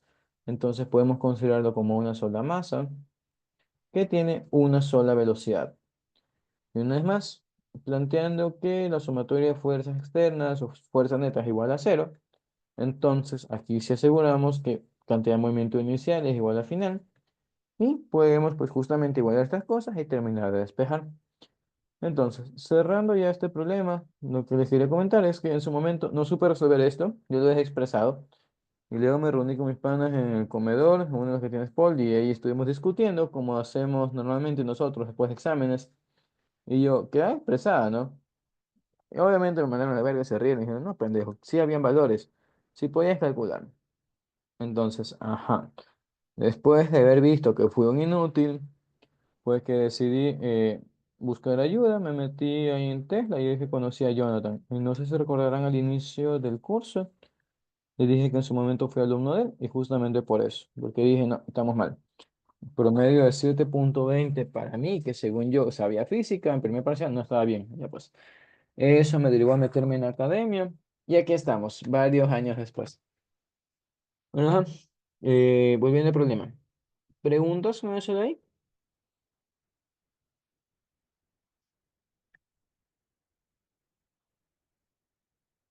Sí, está exagerada la velocidad, pero es porque tenemos masas elevadas.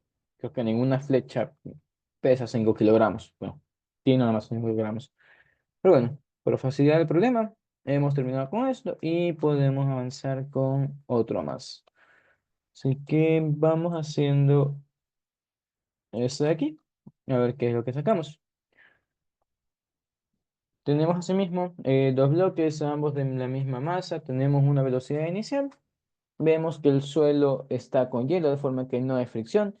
Y conociendo eso, nos piden conocer qué velocidad tienen los bloques después de la colisión. Y por último, el porcentaje de reducción de energía cinética durante la colisión. Entonces, vamos viendo esto de aquí. Ya, partes importantes, siempre volver a leer el problema. Nos dicen que se adhiere el un bloque al otro. De forma que al final podemos tomar no solo que las velocidades son las mismas, sino que sumamos los dos bloques, que ambas cosas son equivalentes. Pero bueno. Dicho eso, planteamos todo el problema. Viendo que va a ser un choque inelástico por culpa de la adherencia, podemos tranquilamente, primero plantear como siempre, cantidad de movimiento inicial del sistema es igual al final del sistema, y tendríamos masa 1 por velocidad 1 más masa 2 por velocidad 2, este sería 1 y este 2. Desde el inicio, como ese 1 no se mueve, pues eso es 0. Y ya en la parte final tenemos masa 1, velocidad final 1 más masa 2, velocidad final 2. Y aquí, como digo, las dos cosas son equivalentes. Si nosotros decimos que las velocidades son iguales, que es justamente lo que está pasando, veríamos que podemos sacar factor común velocidad final y se suman masa 1 más masa 2. O teniendo en cuenta de que se van a juntar como una sola masa gorda de 10 kilogramos, en lugar de considerar dos cuerpos, directamente decimos tenemos masa total por velocidad final. Y nuestra masa total justamente es masa 1 más masa 2. Pero bueno, como digo, es simplemente lo mismo, pueden utilizar lo que les dé la gana. Pero ya conociendo esto, veríamos que simplemente es un despeje, entonces vamos a aplicarlo. Tendríamos no, 5 kilogramos por la velocidad de 12. De este lado nos saldría 60, pero antes de calcular eso veríamos que de este lado, como estamos sumando dos masas de 5, pues esto nos da 10. Y ahora sí, 60 y 10 se cancela, entonces velocidad final va a ser de 6 metros por segundo. Como ya hemos hecho análisis antes, veríamos que como al inicio se mueve solamente una masa y luego se mueve más masa, sí o sí la velocidad tiene que disminuir. Y bueno, lo verificamos una vez más. Conociendo eso, ya hemos encontrado la velocidad que adquieren después de la colisión. Y para la parte del porcentaje de reducción de energía cinética, nos toca hacer cálculos. Esto creo que no lo había trabajado todavía con ustedes, así que vamos a mostrarlo. En general, nosotros sabemos que nuestra energía mecánica final va a ser igual a la inicial más algún cambio que haya sentido, donde este cambio puede ser o ingreso de energía o pérdida de energía. Lo que pasa en el 99% de sus problemas cuando tenemos choques es que las cosas pierden energía, obviamente a menos que sea un choque elástico que ahí se conserva. Pero bueno, la idea de eso es plantear que generalmente esto va a ser negativo y generalmente estaríamos hablando de que aquí estamos perdiendo energía. Entonces, depende de cómo quieran plantear ustedes sus ecuaciones, nosotros llegaríamos a lo siguiente. Nosotros podemos dividir todo esto para un valor referencial y con eso poder sacar porcentajes. Entonces, si reescribimos esto de nuevo, podemos decir que como perdemos energía, la forma más sencilla de escribir esto es que la energía mecánica inicial es igual a la final más la energía perdida. Entonces, como mi referencial es el inicial, yo puedo dividir todo esto para la energía mecánica inicial y me quedaría en el lado izquierdo, pues 1. Del lado derecho, energía mecánica final sobre energía mecánica inicial.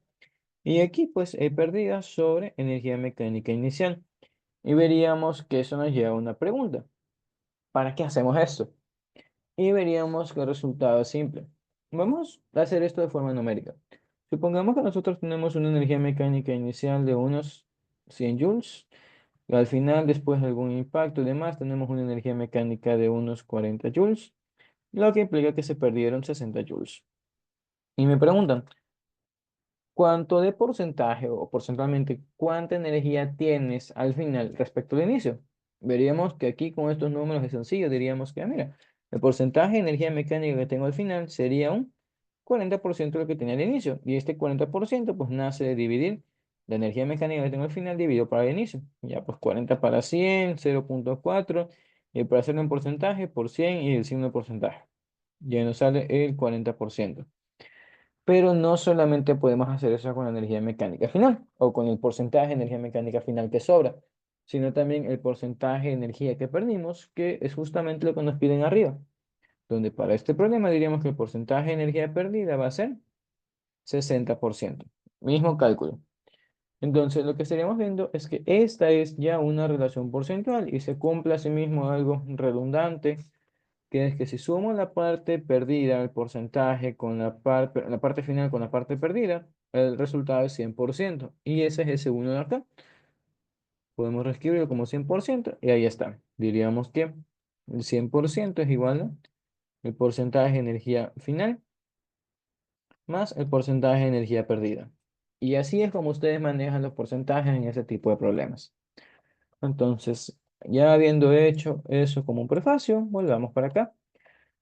Para calcular cuánto se redujo, cuánto perdimos de energía, deberíamos calcular cuánta energía tenemos. Así que simplemente números. Vamos planteando eso.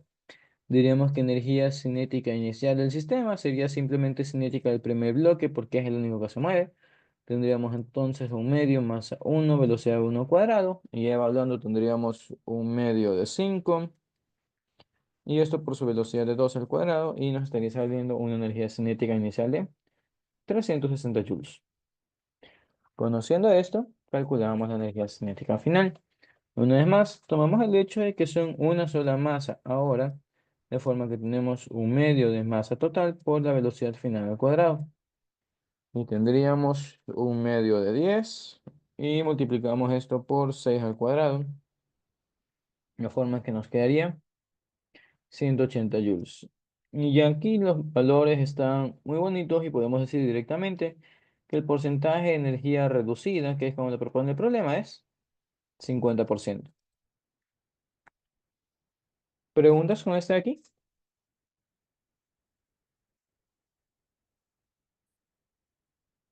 Sí, es el mismo sencillo. Como creo que les dije antes, en física, si hacen bien las cosas, todo es sencillo, es rápido. Mientras en cálculo no, si es que en cálculo planteamos malas cosas, nos extendemos demasiado. Pero ajá, es eso. Ya conociendo cómo está el sistema, podemos quitarnos este problema y nos metemos con este de acá. Mientras lo van leyendo, les comento, este ejercicio fue mi primer semestre trabajando ya como técnico docente y naturalmente al final pues estaba encargado también de ver los exámenes y demás, repartirlos, ver que no tomen fotos y demás. Pero también me encargué de tomar el examen y cuando ya los recogí vi el error principal. ¿Cuál sería el error? Suponiendo que leyeron todo. Como les dije hace rato, nosotros podemos utilizar el coeficiente de restitución si solo si saben qué tipo de choque es. Aquí literalmente les están preguntando qué tipo de choque es. Entonces, como les piden conocer qué maldito tipo de choque es, no pueden decir que es elástico. Y como es elástico, ponen el coeficiente 1 y con el coeficiente 1 calculan las velocidades que les piden. Y después con las velocidades vuelven a calcular el coeficiente. Veríamos que en sí es redundante porque si yo calculo mis velocidades suponiendo que esto es uno, obviamente al reemplazar las velocidades aquí me va a salir que esto es de nuevo uno. Y haciendo eso, obviamente concluimos, mira, esta cosa es elástico. Y en sí, el choque sí es elástico, pero la forma en la que llegamos a ello debe ser la forma correcta. No suponer cosas, de ahí empezar y luego volver a calcular. Entonces eso, quitándome eso de encima, vamos viendo la forma correcta de resolver esto. En sí, vemos que nos dan un montón de datos, así que vamos a escribirlos y ver qué es lo que nos falta y cómo calcular lo que nos piden. Si dibujamos el sistema, encontraríamos lo siguiente. Tomando las direcciones ya propuestas, podemos decir que el bloque uno tiene sus 10 kilogramos y va a la derecha con 6 metros por segundo. Recordamos que para este tema específicamente, tomamos las velocidades iniciales con una U, o aquí de este problema, de hecho vemos que están como μs, pero bueno. Velocidad de a la derecha de 6. El otro tiene una velocidad a la izquierda de 3. Vamos a poner con su masa de 8. Y solo con eso ahí podemos ya calcular qué es lo que pasa al inicio. Una vez más, haríamos una multiplicación rápida de valores. Veríamos que más tenemos cantidad de movimiento a la derecha que a la izquierda. Entonces, poniendo positivo a la derecha, tendríamos cantidad de movimiento del uno de 60, cantidad de movimiento del segundo de menos 24 y nos sobraría un total de 36 kilogramos metros por segundo. Ya conociendo esa cantidad de movimiento inicial, dibujamos qué es lo que pasa al final para ver qué calculamos. Al final, vemos que colisionan. Suponemos que no se mueven juntos porque por eso nos dan una velocidad y no la otra. Entonces, diríamos que uno, en este caso, pues ya está rebotando, sabemos que va a la izquierda con una velocidad de 2 metros por segundo. Y 8, pero el segundo bloque no sabemos hacia dónde va, pero no es más por facilidad nuestra, suponemos que sigue en la misma dirección positiva, así que vamos a poner que su velocidad 2 es a la derecha. Conociendo esto, podemos plantear cuánto va a ir la cantidad de movimiento final. Diríamos que, como solamente el segundo está a la derecha, esto sería 8v2, mientras el primero sería menos 20, por una vez más su dirección. Y una vez más, aquí no podemos hacer nada más hasta plantear más enunciados. Y una vez más, ustedes justifican en su examen que debido a que las fuerzas externas son iguales a cero, y escriben porque no se las mencionan o alguna otra cosa que quieren inventarse, pues podemos decir que cantidad de movimiento final es igual a la inicial, y ya con eso, pues igualamos estas dos cosas, y ahí vemos que simplemente sería despejar la velocidad 2. Así que, despejando eso, veamos qué nos queda. Primero nos juntamos y tendremos 36 es igual a 8v2 menos 20, de forma que podemos pasar menos 20 al otro lado. 8v2 sería entonces igual a 56. Y finalmente diríamos que esta velocidad va a ser de 7 metros por segundo. Ya conociendo esta velocidad final de 2, veríamos que numéricamente conocemos todas las velocidades, así que vamos a enlistarlas para no complicarnos la vida. En lugar de tener bloque 1 y bloque 2, vamos a decir bloque A y B. Para el bloque A, tenemos velocidad inicial de unos 6 metros por segundo y una velocidad final de menos 2 metros por segundo. Para B nos daban la inicial que sería de menos 3 y su velocidad final de 7 como acabamos de encontrar. Y la idea de plantearlo de esta forma es que se nos haga más sencillo para calcular lo siguiente.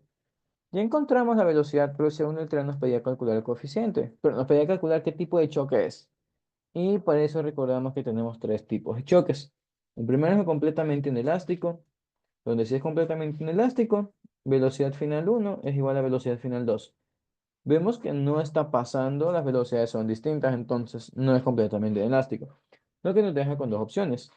Podría ser un choque inelástico, donde las velocidades son distintas, no se mezclaron, pero pero la energía disminuye, que seguramente es lo que pasó. O podría ser tranquilamente un choque elástico, donde asimismo, siendo un choque elástico, las velocidades serían distintas, pero el cambio de energía mecánica es igual a cero. En lo que a nosotros respecta, solamente conocemos que se cumple esta parte para ambos. Las velocidades finales de ambos son distintas, no son iguales, así que bueno, esto nada más murió. Lo que nos lleva con un problema. ¿Cuál de estos dos es? Y para eso ustedes pueden tomar dos caminos. Pueden o calcular la energía mecánica inicial, que pues no es difícil, pero es un poco trabajosa, o tranquilamente pueden calcular qué pasa con el coeficiente. Sabemos que el coeficiente es exactamente uno si es un choque elástico, y el coeficiente va entre 0 y 1 si es que estamos en un choque inelástico cualquiera. Entonces, es más sencillo concluir, creo yo, y como digo, es más rápido. Entonces, vamos calculando con el coeficiente. Diríamos que nuestro coeficiente va a ser menos, vamos a poner velocidad final de A menos la de B, sobre inicial de A menos la de B. Y con los datos que nosotros pusimos en esa tabla babosa, tendríamos lo siguiente. La velocidad final de A sería de -2, entonces evaluamos -2 aquí arriba. La de B sería 7, positivo, entonces ahí dejamos. Abajo lo mismo. La inicial de A, que sería de 6 positivo, menos la de B, que sería de -3. Y veríamos que arriba se nos hace -9, abajo se nos hace 9. Y efectivamente verificamos que esto es igual a 1. Por lo tanto, concluimos que sí, esto era un choque elástico. ¿Preguntas con eso de ahí?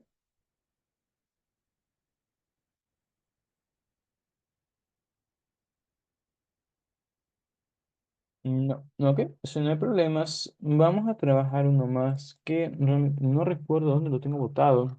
Tengo bastantes exámenes, pero trata de un resorte. Entonces, vamos haciendo eso de ahí. Vamos a plantear lo siguiente. Nosotros vamos a tener dos bloques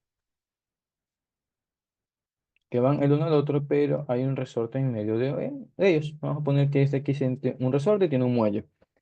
Vamos a decir que este bloque tiene una masa de unos 14 kilogramos. Vamos a decir que este en cambio tiene una masa de 10 kilogramos y plantearíamos las siguientes velocidades. Diciendo que este es A y este es B, entonces diríamos que la velocidad de A va a ser de unos 14 metros por segundo también, mientras que la velocidad de B va a ser de unos, vamos a ponerle 20 metros por segundo. Entonces, ya veríamos que no se va a cancelar la cantidad de movimiento, ¿estamos bien?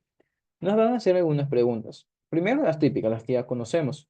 ¿Cuánto vale la velocidad final de A? De hecho, déjame cambiar con eso estas variables. UA y V, ahí sí.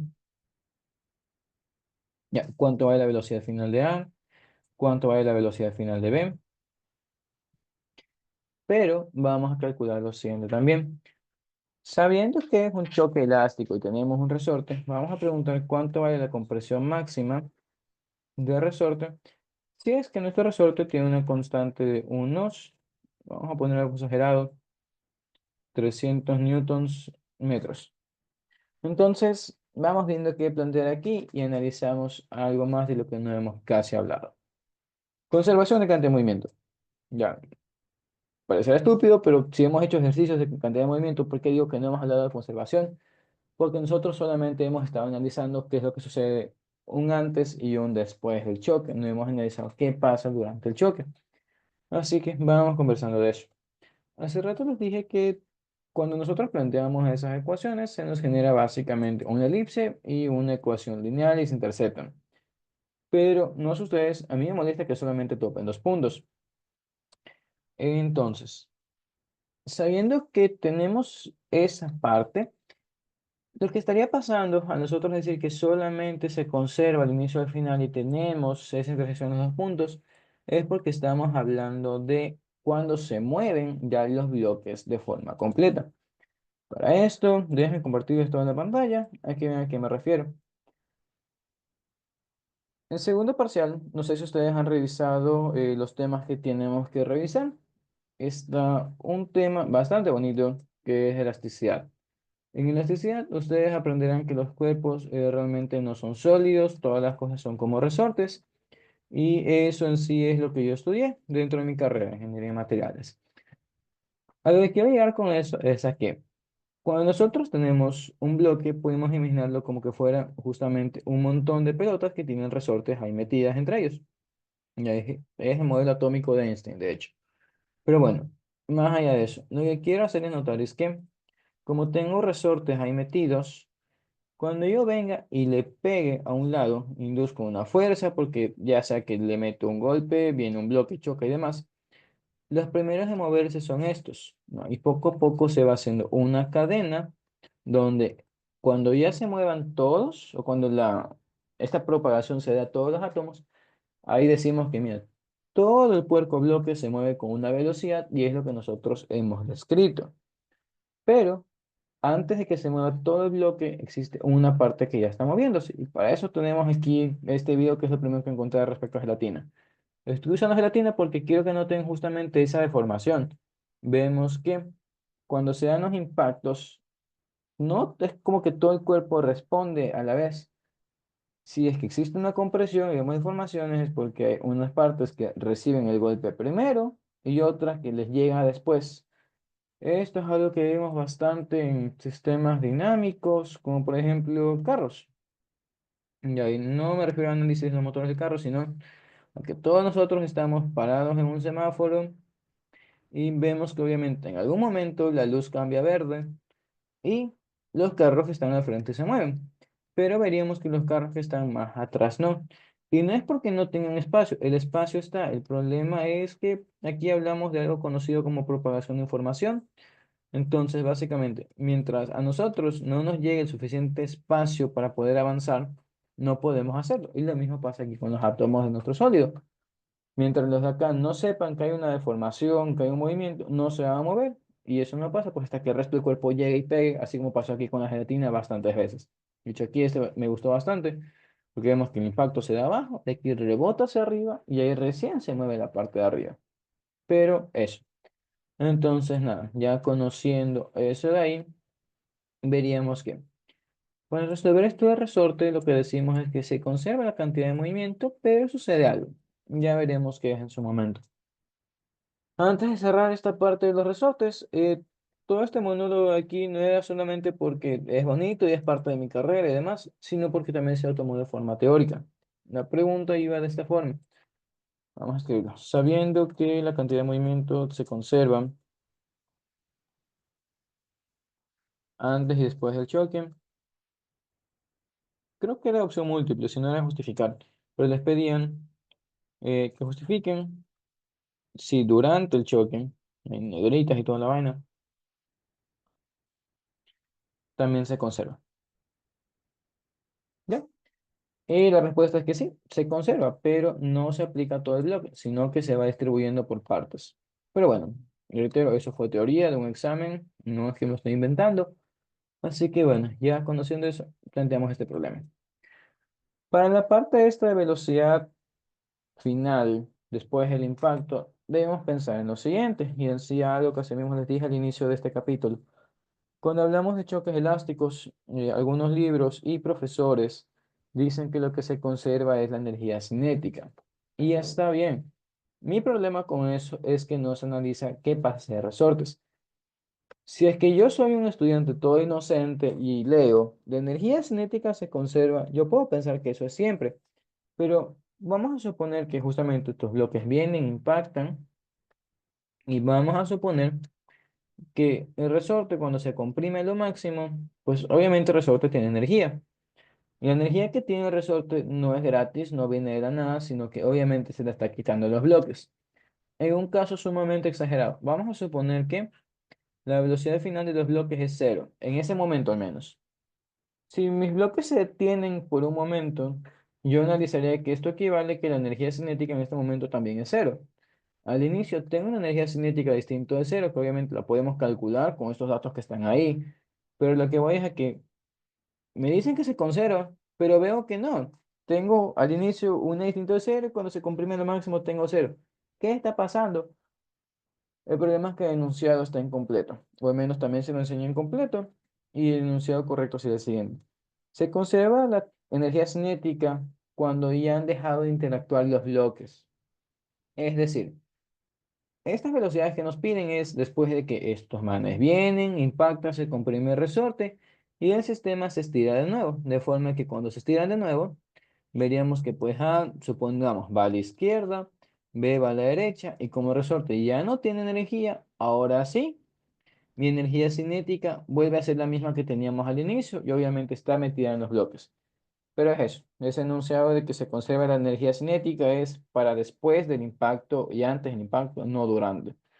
Entonces, cuando tenemos el durante el impacto, es que yo les estaba metiendo a cada rato energías mecánicas. Entonces, vamos a trabajar con eso. Pero ya, ahora sí, me quito todo eso y analizamos. Como esto es después del impacto, veríamos que pues, no nos interesa conocer qué es lo que hace el resorte. Y sabiendo que tenemos un resorte metido, podemos asegurar que esto va a ser un choque elástico. Entonces, sabiendo que es un choque elástico, podemos una vez más calcular las velocidades, perdón, al final de cualquier forma que nos dé la gana. Pero tomando el coeficiente de restitución, porque es más sencillo, imagina porque me quedan 15 minutos, vamos a seguir ese camino. Y bueno, por último, una vez más, si ya saben qué tipo de choque es y no tienen ninguna restricción, pues utilicen el coeficiente, es más sencillo. Es como cuando recién aprendieron a multiplicar. Después de multiplicar, ustedes no hacen esta suma numéricamente, sino simplemente ven cuántas veces tenemos 2 aquí metidos y pues simplemente multiplican. Tendríamos 2 por 2 y ya 24. Lo mismo estamos haciendo aquí. Nos evitamos el método cavernícola y masoquista de poner energías y directamente esta cosa. Pero bueno, dicho eso, no, estaríamos evaluando. Una vez más, deberíamos plantear un sistema de referencia positivo. Con estos datos, vamos a ver cuánto sale 14 por 14. Ya, curiosamente, veríamos que la cantidad de movimiento de A la derecha es de 196, mientras que la cantidad de movimiento de B va a ser de 200. Vemos que obviamente la de B es mayor, la de B va a la izquierda, entonces diríamos positivo izquierdo. Ya conociendo eso, pues podemos también plantear un sistema de referencia para las velocidades. Conociendo esto de aquí, diríamos que en lo que respecta a la parte final, pues no hay nada que hacer. Una vez más, diríamos que después del impacto, por facilitarnos la vida, A va a la izquierda y B va a la izquierda también. Y una vez más, utilizamos izquierda porque así ya hemos definido positivo. Pero bueno, conociendo eso, veríamos que al inicio, la de A como va a la derecha sería negativa según mi sistema, entonces menos 14, y la de B sería positiva, entonces 20 aquí. Conociendo eso, pues diríamos 1 es igual a menos la de A menos la de B, todo sobre, aquí se nos haría menos 34. Entonces concluimos con que, bueno, aquí se cancela, entonces 34 es igual a velocidad de A menos velocidad de B. Conociendo eso, veríamos que pues ya agotamos nuestro uso del coeficiente, así que para terminar de resolver, igual que hicimos hace rato, planteamos qué es lo que pasa con cantidad de movimiento. Diríamos, cantidad de movimiento inicial va a ser la de A más la de B. Recordamos que en sí esta es una expresión vectorial. Y ya numéricamente pues reemplazaríamos con los valores. Como encontramos, la de B era mayor, de hecho, vamos a poner esto bien, tendríamos menos 196, que es la de A, más 200 la de B, y nos daría un total de 4, pequeños 4, pero bueno, 4 en total. Dios mío, no sé si escuchan a través del audífono, del micrófono. Estamos con una tormenta y suena como que fueran tambores. Está hermoso. Bueno, espera, me distraje por eso. Me inquietaba. Podría ser tranquilamente un terremoto. Ya. No, no quiero morir, entenderán eso. Pero ya, me quito esto. Vamos ahora sí con la cantidad de movimiento final. Y una vez más, como estamos asumiendo positivo todos a la izquierda, esto sería simplemente masa de A, que es de 14 por velocidad de A, y masa de B de 10 por velocidad de B. Y una vez más, con nuestro enunciado de que el cambio en cantidad de movimiento es igual a cero porque las fuerzas netas o externas son iguales a cero, pues igualamos estas dos cosas y diríamos que esto es igual a 4. Y ya teniendo nuestras dos ecuaciones, pues simplemente las igualamos y a ver qué sale. Tendríamos entonces 34 es igual a velocidad de A menos velocidad de B. Y la otra que sería 4 es igual a 14 velocidad de A más 10 velocidad de B. Veríamos que las ecuaciones casi están compatibles. Lo único que nos tocaría hacer es multiplicar la primera por 10 para ya tener, pues, que este se cancele con el de acá abajo. Entonces, vamos a hacer eso. Nos quedaría entonces un sistema equivalente donde tenemos 340, 10BA menos 10BB y 4 es igual a 14BA más 10BB. Y ahora sí, podemos cancelar estas y nos quedaría 344 es igual a 24BA. Y finalmente encontramos la velocidad de A. Por un lado, más allá de la resolución numérica, vemos que nos queda algo positivo, lo que implica que si está bien elegida en su dirección, se estaría moviendo a la izquierda con 14.33 metros por segundo. Y reemplazando esta velocidad en cualquiera de las otras, vamos a utilizar la primera, pues podríamos encontrar qué pasa con B. Veríamos que pues pasamos B al otro lado y pasamos 34 para acá. Y de esa forma nos quedaría que la velocidad de B es igual a 30, bueno, es igual a la velocidad de A menos 34. Y nos estaría quedando 14.33 menos 34 y nos da un total de menos 19.67 metros por segundo. Una vez más, como hicimos al inicio con todos choques elásticos, veríamos que esta velocidad sea negativa implica que no iba en la dirección que yo establecí, que una vez más por facilidad lo pusimos a la izquierda, con sistema de referencia, sino que estaba a la derecha. Y con eso hemos terminado ya la primera parte. Entonces, conociendo eso de ahí, podemos trabajar algo más, que sería justamente qué pasa con nuestra compresión máxima. Para esto, una vez más, como dije hace rato, estaríamos trabajando a partir de energía. Entonces, déjenme copiar los datos iniciales porque los necesito más adelante. Ya, tendríamos ese gráfico feo de ahí. Ya, y nos quitamos eso. Veríamos entonces, como establecimos hace un momento, en cualquier momento de mi impacto se sigue conservando la cantidad de movimiento. Entonces, vamos revisando qué debe pasar en este sistema. Ya encontramos que la cantidad de movimiento inicial es 4 y esa va a ser para todo el sistema en cualquier instante. Y bueno, 4 a la izquierda. Entonces, veamos qué es lo que podemos hacer para esto. Primero dijimos que numéricamente lo que haríamos sería plantear energía. Como estamos suponiendo que se conserva energía justamente por culpa del resorte, pues plantearíamos que la energía mecánica inicial es igual a la energía mecánica en cualquier momento X. No le pongo final porque final fue lo que acabamos de hacer después del impacto. Entonces, conociendo esto de aquí, sería entre comillas solo calcular la energía mecánica inicial, ver qué número nos sale, e igualar con la parte final. Así que vamos haciendo eso. Para el inicio, tendríamos todas las ecuaciones llevarían un medio. Tenemos masa 1, velocidad inicial de 1 al cuadrado, masa 2, velocidad inicial de 2 al cuadrado.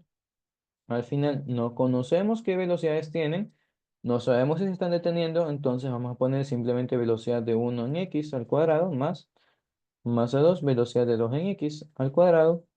Y aparte tenemos, obviamente, la parte de resorte, que es justamente lo que se está comiendo la diferencia de energía. Entonces vamos a poner un medio de k delta L al cuadrado. Viendo que asimismo todos tienen un medio, pues cancelamos esto y ahora sí ya metemos valores al lado izquierdo a ver qué nos queda. Vamos a multiplicar, tendríamos 14 kilogramos, la velocidad de 14 al cuadrado y esto más la masa del otro de 10 por su velocidad de 20 al cuadrado. Nos quedaría entonces en el lado izquierdo 6.744.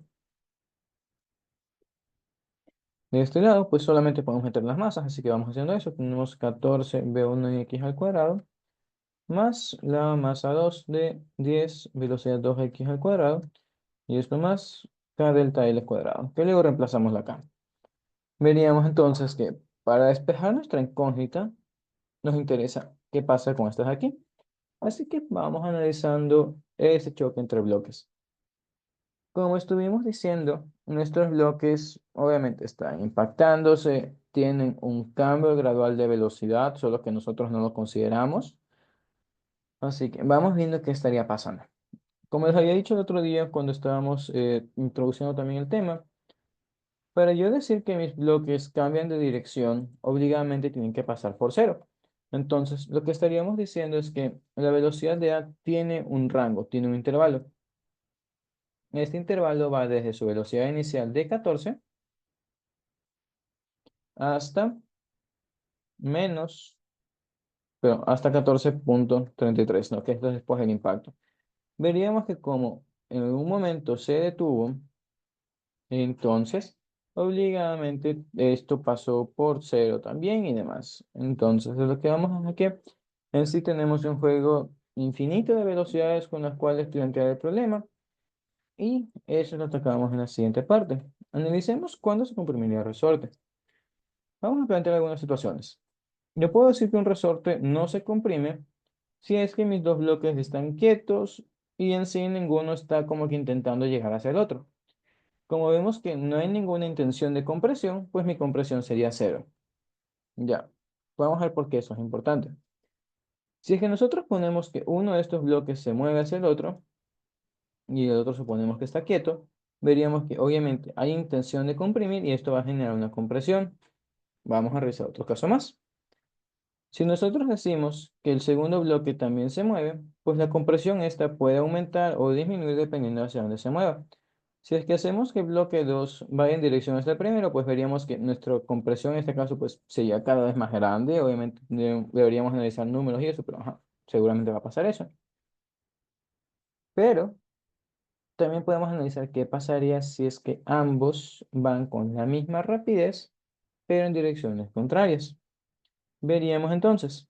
Si B1 va a la derecha, vamos a meterle valores con unos 4 metros por segundo y el bloque 2 también va con una velocidad de 4 metros por segundo a la derecha, diríamos que, suponiendo que las velocidades no cambian, estos son prácticamente como dos personas que van simplemente una al lado de la otra. Como están ambas con la misma velocidad, cualquier cosa que los une, pues vale cero en ese momento. Ya no están ejerciendo una fuerza. Y para esto vamos a plantear el ejemplo contra algunas personas. Supongamos que ambas personas están jalando una cuerda porque están moviéndose en direcciones contrarias. Es el típico problema, ya resolvimos ejercicio sobre eso. Lo importante ahí es que, como están en direcciones contrarias, ellos generan una tensión. Pero si es que ambos se mueven con la misma velocidad, entonces la tensión aquí se reduce. Eso por no decir que llega a cero. Y es algo que, si no me equivoco, también tratamos con ustedes o pueden intentarlo como tarea si quieren, dentro de dinámica y cinemática. Si ustedes ponen dos bloques a que caigan o que entran en caída libre, que están conectados por una cuerda, verían que como la aceleración de ambos va a ser igual de gravedad, cuando planteemos las ecuaciones de fuerzas, tendríamos mg menos tensión es igual a masa por aceleración. Como la aceleración es la gravedad, porque una vez más, ambos están en caída libre, la tensión vale cero. Y justamente vale cero porque ambos ya tienen la misma intención de movimiento. Entonces, el uno no necesita que el otro lo esté jalando. Y pues justamente nos queda la tensión de cero. Y lo mismo estaría pasando aquí. Por último, les comento que antes de resolver esto, lo mismo me pasó dentro de mi examen de unas materias que vi este semestre en la maestría, donde estoy analizando justamente redes atómicas y para yo saber qué pasaba con mis átomos, si es que guardaban o no energía elástica entre ellos. Realmente me apendejé en ese momento, no sabía si era considerar que tengo dos desplazamientos y los dos desplazamientos se sumaban o se restaban. El profesor me dijo, analiza qué pasa si son iguales. Y yo, justamente si son iguales, vería que no tengo una compresión en el resorte. Y para decir que no hay compresión, entonces mi ecuación lo que hacía era restar los dos desplazamientos. Y bueno, ahí sí, ya no tenía nada de resorte.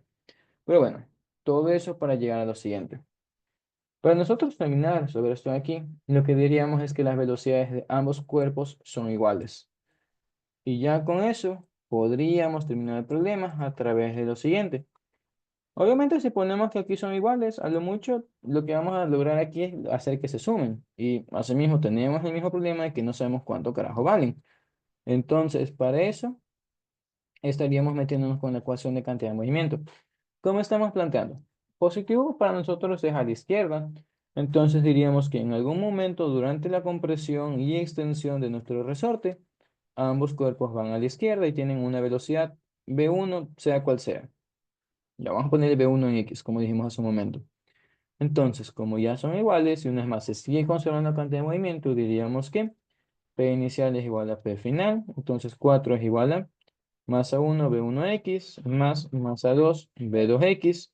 Una vez más, asumimos que son iguales en este momento, de forma que simplemente sumamos las masas y terminamos de despejar la velocidad. Diríamos que asimismo esto va a ser 24, entonces tenemos 4 es igual a 24 B2X, y finalmente B2X va a ser 1/6. Nos puede dividir. Para no perder exactitud, vamos a dejarlo sin fracción. Finalmente, conociendo eso, y bueno, esta ecuación me quedó mal, falta el K delta L. Evaluamos ese un sexto aquí y terminamos el problema. Entonces, vamos a meterle el un sexto al cuadrado, más la K que era 300 delta L máximo al cuadrado, y nada, simplemente calcular. Tendríamos que obviamente esto queda sobre 36, pasamos esto al otro lado, y aquí realmente nos va a quedar algo bastante, bueno, algo extenso para el delta L. El problema es que así como metí los valores, la cantidad de movimiento casi que se mató. Entonces no es como que tengamos mucha libertad con los datos. Vamos a poner delta L nada más. Bueno, calculamos cuánto nos da esta resta y dividimos para 300 una vez.